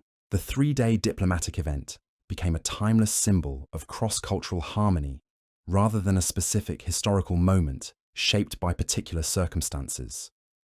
Most importantly, the story was frozen in time at the moment of the feast, with everything that came after erased from popular memory. The decades of increasing tension, the gradual erosion of indigenous sovereignty, the violent conflicts that followed, and the ultimate destruction of the Wampanoag Confederacy all disappeared from the national narrative. Americans learned to celebrate a moment of cooperation while remaining ignorant of the tragedy that cooperation had failed to prevent. This selective memory served important psychological and political functions for post-Civil War America. The country had just survived a war that had killed more than 600,000 people and had revealed the depth of American capacity for violence and hatred. The Thanksgiving myth provided a counter-narrative that emphasized American capacity for peace, cooperation, and mutual respect. The story also served the needs of a rapidly expanding nation that was continuing to displace and marginalize indigenous peoples throughout the 19th century. By focusing on the moment of cooperation at Plymouth, Americans could maintain their belief in national righteousness while avoiding uncomfortable questions about the ongoing consequences of American expansion for indigenous communities. The educational system played a crucial role in embedding this mythological version of American origins in popular consciousness. Beginning in the 1870s, American schools began teaching the Thanksgiving story as historical fact, complete with classroom pageants that brought the myth to life for generations of children. These school activities were more than just educational exercises. They were rituals of national identity formation. Children learned to see themselves as inheritors of the Pilgrims' legacy, beneficiaries of the cooperation that had supposedly existed between their ancestors and grateful indigenous peoples. They learned to identify with the Pilgrims as heroic figures who had created American freedom through their courage, faith, and hard work. But the pageants also perpetuated harmful stereotypes about indigenous peoples that made it difficult for students to understand the complexity and diversity of indigenous cultures. The generic Indians of school plays bore no resemblance to the sophisticated political confederacies, agricultural systems, and diplomatic traditions of actual indigenous peoples like the Wampanoag. Children learn to see indigenous peoples as primitive and grateful rather than as complex societies with their own political interests, cultural values, and historical agency. They learn to see indigenous cooperation with European colonists as natural and inevitable rather than as specific political decisions made under particular historical circumstances. They learn to see indigenous resistance to European expansion as ungrateful and savage, rather than as rational responses to foreign invasion and cultural destruction. These educational practices created lasting impressions that shaped how generations of Americans understood their national origins and their relationships with indigenous peoples. The Thanksgiving story became so deeply embedded in American culture that it influenced not just popular understanding, but academic scholarship, government policy, and national identity. By the early 20th century, the mythological version of Thanksgiving had completely replaced historical memory for most Americans. The complex political and cultural realities of 17th century New England were forgotten, replaced by a simple story of cross-cultural cooperation that confirmed American beliefs about their national character and destiny. This transformation reveals something important about how societies create and maintain their founding narratives. These stories are not simply records of what actually happened, but interpretations of the past that serve present purposes. They are shaped by the needs, values, and anxieties of the people who tell them, rather than by historical evidence alone. The Americans who created the modern Thanksgiving story were not primarily interested in understanding 17th century colonial history. They were interested in creating national unity, maintaining faith in American righteousness, and providing symbols that could help their fractured society hold together through periods of crisis and change. The story they created served those purposes, even though it bore little resemblance to what had actually happened in 1621. It provided the emotional satisfaction and political utility that successful myths require, even at the cost of historical accuracy and moral honesty. But myths come with consequences, and the consequences of the Thanksgiving myth have been enormous. By obscuring the real history of indigenous European relations in North America, the myth has made it difficult for Americans to understand or address the ongoing effects of colonialism. By portraying indigenous dispossession as voluntary and grateful, the myth has justified continued marginalization and cultural destruction. The myth has also made it difficult for Americans to appreciate the real human drama of the encounters between indigenous and European peoples in North America. The actual story of the 1621 celebration is far more interesting, more complex, and more morally challenging than the sanitized version taught in schools. Understanding that real story doesn't provide easy moral lessons or comfortable national symbols, but it does provide something more valuable: insight into the human condition, appreciation for historical complexity, and recognition of the tragic consequences that can result when different ways of life come into conflict under conditions of demographic pressure, resource competition, and cultural misunderstanding. The choice between myth and history is ultimately a choice between comfort and understanding, between the stories we want to believe and the truths we need to face. The Thanksgiving myth has provided comfort for generations of Americans, but it has done so at the cost of historical understanding and moral honesty. Contemporary Americans face a choice about how to remember their origins and how to build on that memory. They can continue to celebrate a mythological version of their history that makes them feel good about themselves, while ignoring the real consequences of that history for indigenous communities. Or they can choose to learn the real story, accept its implications, and work to create relationships based on truth rather than fantasy. That choice has practical consequences for contemporary policy and politics. When most Americans know nothing about the real history of indigenous European relations, they have difficulty understanding why many indigenous communities continue to assert sovereignty claims, resist certain forms of development, or maintain cultural practices that seem foreign to mainstream American society.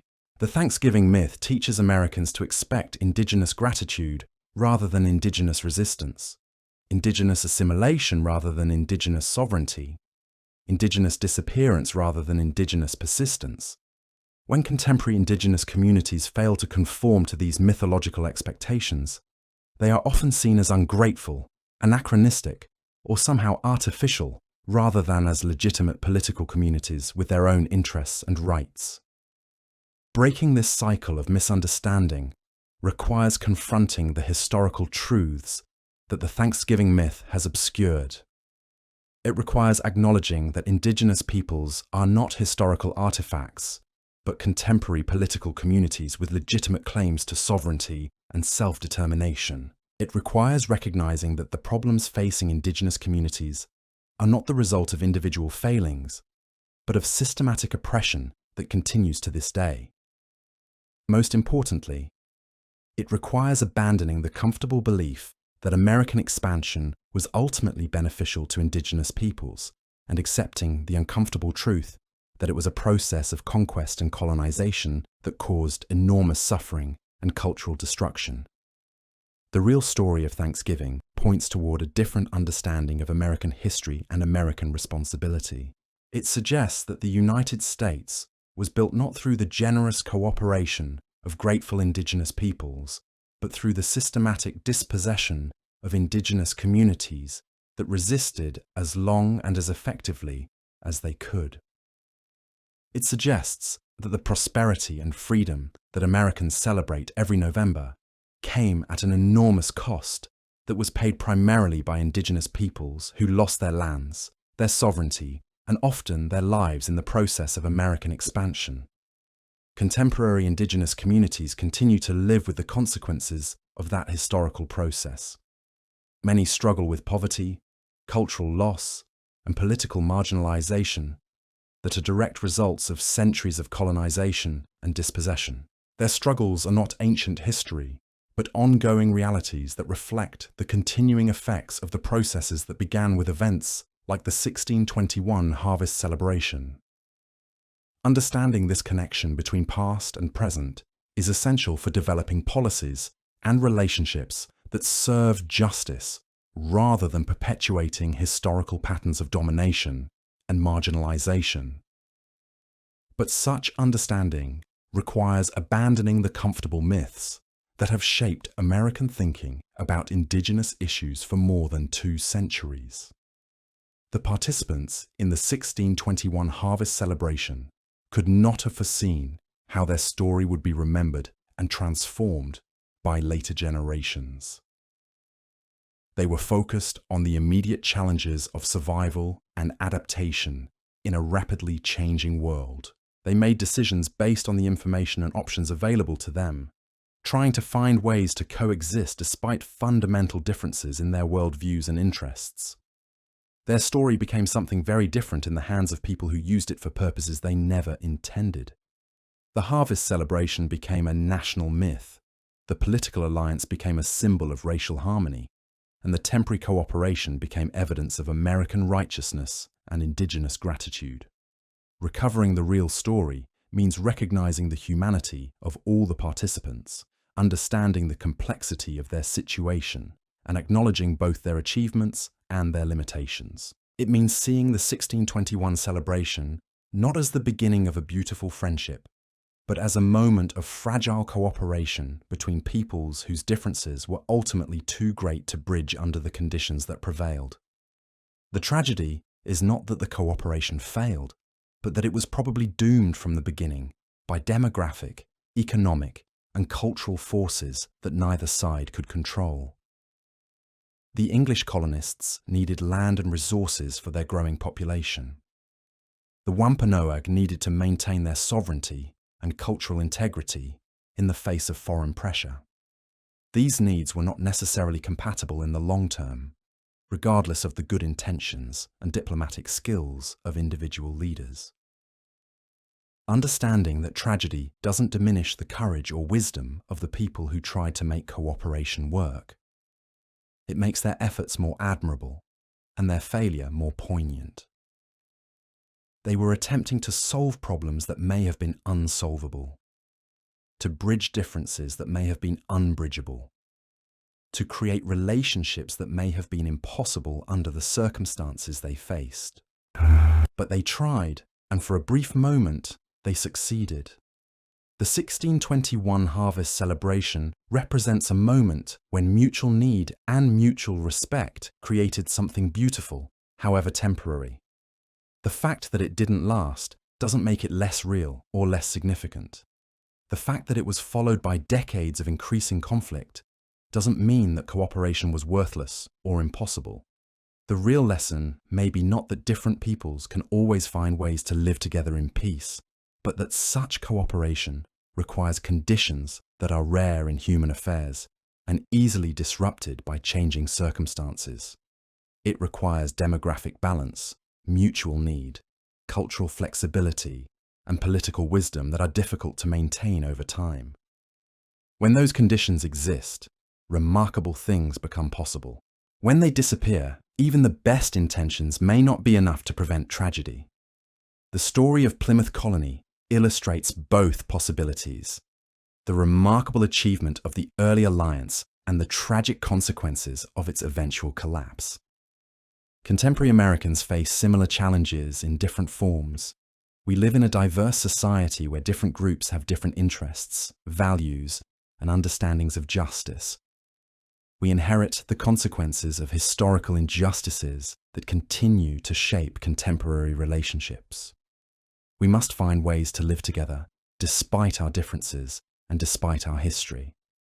The real story of Thanksgiving offers no easy answers to these challenges, but it does provide important insights. It suggests that cooperation is possible but fragile, that good intentions are important but not sufficient, that structural conditions matter as much as individual choices, and that the failure to address underlying contradictions can lead to explosive conflicts that harm everyone involved.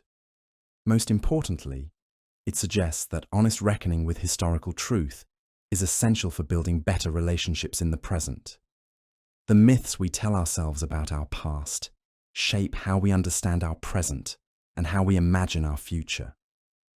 If those myths are based on comfortable lies rather than difficult truths, they will lead us to repeat the mistakes of the past rather than learn from them. The Thanksgiving myth has made it easier for Americans to ignore the ongoing consequences of colonialism and to avoid taking responsibility for addressing historical injustices.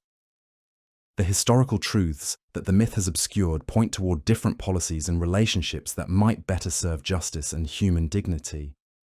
But confronting those truths requires giving up some cherished beliefs about American innocence and indigenous gratitude. It requires acknowledging that the United States was built through violence and dispossession rather than through peaceful cooperation. It requires accepting responsibility for historical injustices rather than celebrating mythological achievements. That is a difficult but necessary task for a society that claims to value truth, justice, and human dignity. The real story of Thanksgiving challenges Americans to live up to those values by facing their history honestly, learning from their mistakes, and working to create relationships based on mutual respect rather than comfortable illusions. So here we are, 400 years later, still gathered around tables every November, still telling ourselves stories about gratitude and harmony, while the descendants of both communities live with the consequences of what actually happened. The Wampanoag people didn't vanish into history books. They're still here, still fighting for recognition of their sovereignty, still working to preserve their language and traditions, still dealing with the ongoing effects of centuries of colonization and marginalization. Every year, while millions of Americans celebrate a mythological feast of friendship, many Wampanoag observe a national day of mourning, gathering at Plymouth Rock to remember their ancestors who were killed, enslaved, and dispossessed. They remind anyone willing to listen that Thanksgiving wasn't born in peace, but in survival, desperation, and the fragile hope that two radically different worlds could somehow find a way to coexist. The real story of Thanksgiving isn't the one you learned in school, with construction paper headdresses and happy endings. It's messier, more tragic, and ultimately more human. It's a story about people making impossible choices under unimaginable pressure. It's about the gap between good intentions and structural forces beyond anyone's control. It's about how moments of genuine cooperation can be overwhelmed by demographic change, cultural conflict, and the relentless logic of colonialism. Understanding this doesn't mean we should stop being grateful or abandon family traditions. But it does mean we should stop lying to ourselves about how those traditions began and what they cost. The comfort we find in mythological stories comes at the expense of historical truth and moral honesty, and that cost is still being paid by communities whose real history has been erased by our comfortable fantasies. The choice is ours. We can keep celebrating a fairy tale that makes us feel good about ourselves, while ignoring the ongoing consequences for Indigenous peoples. Or we can choose to learn the real story, accept its implications, and work toward relationships based on truth rather than mythology. The participants in that 1621 feast couldn't foresee how their story would be twisted and sanitized by later generations. But we can choose how to remember them now, and how to build on their legacy going forward. The feast lasted 3 days. The reckoning continues.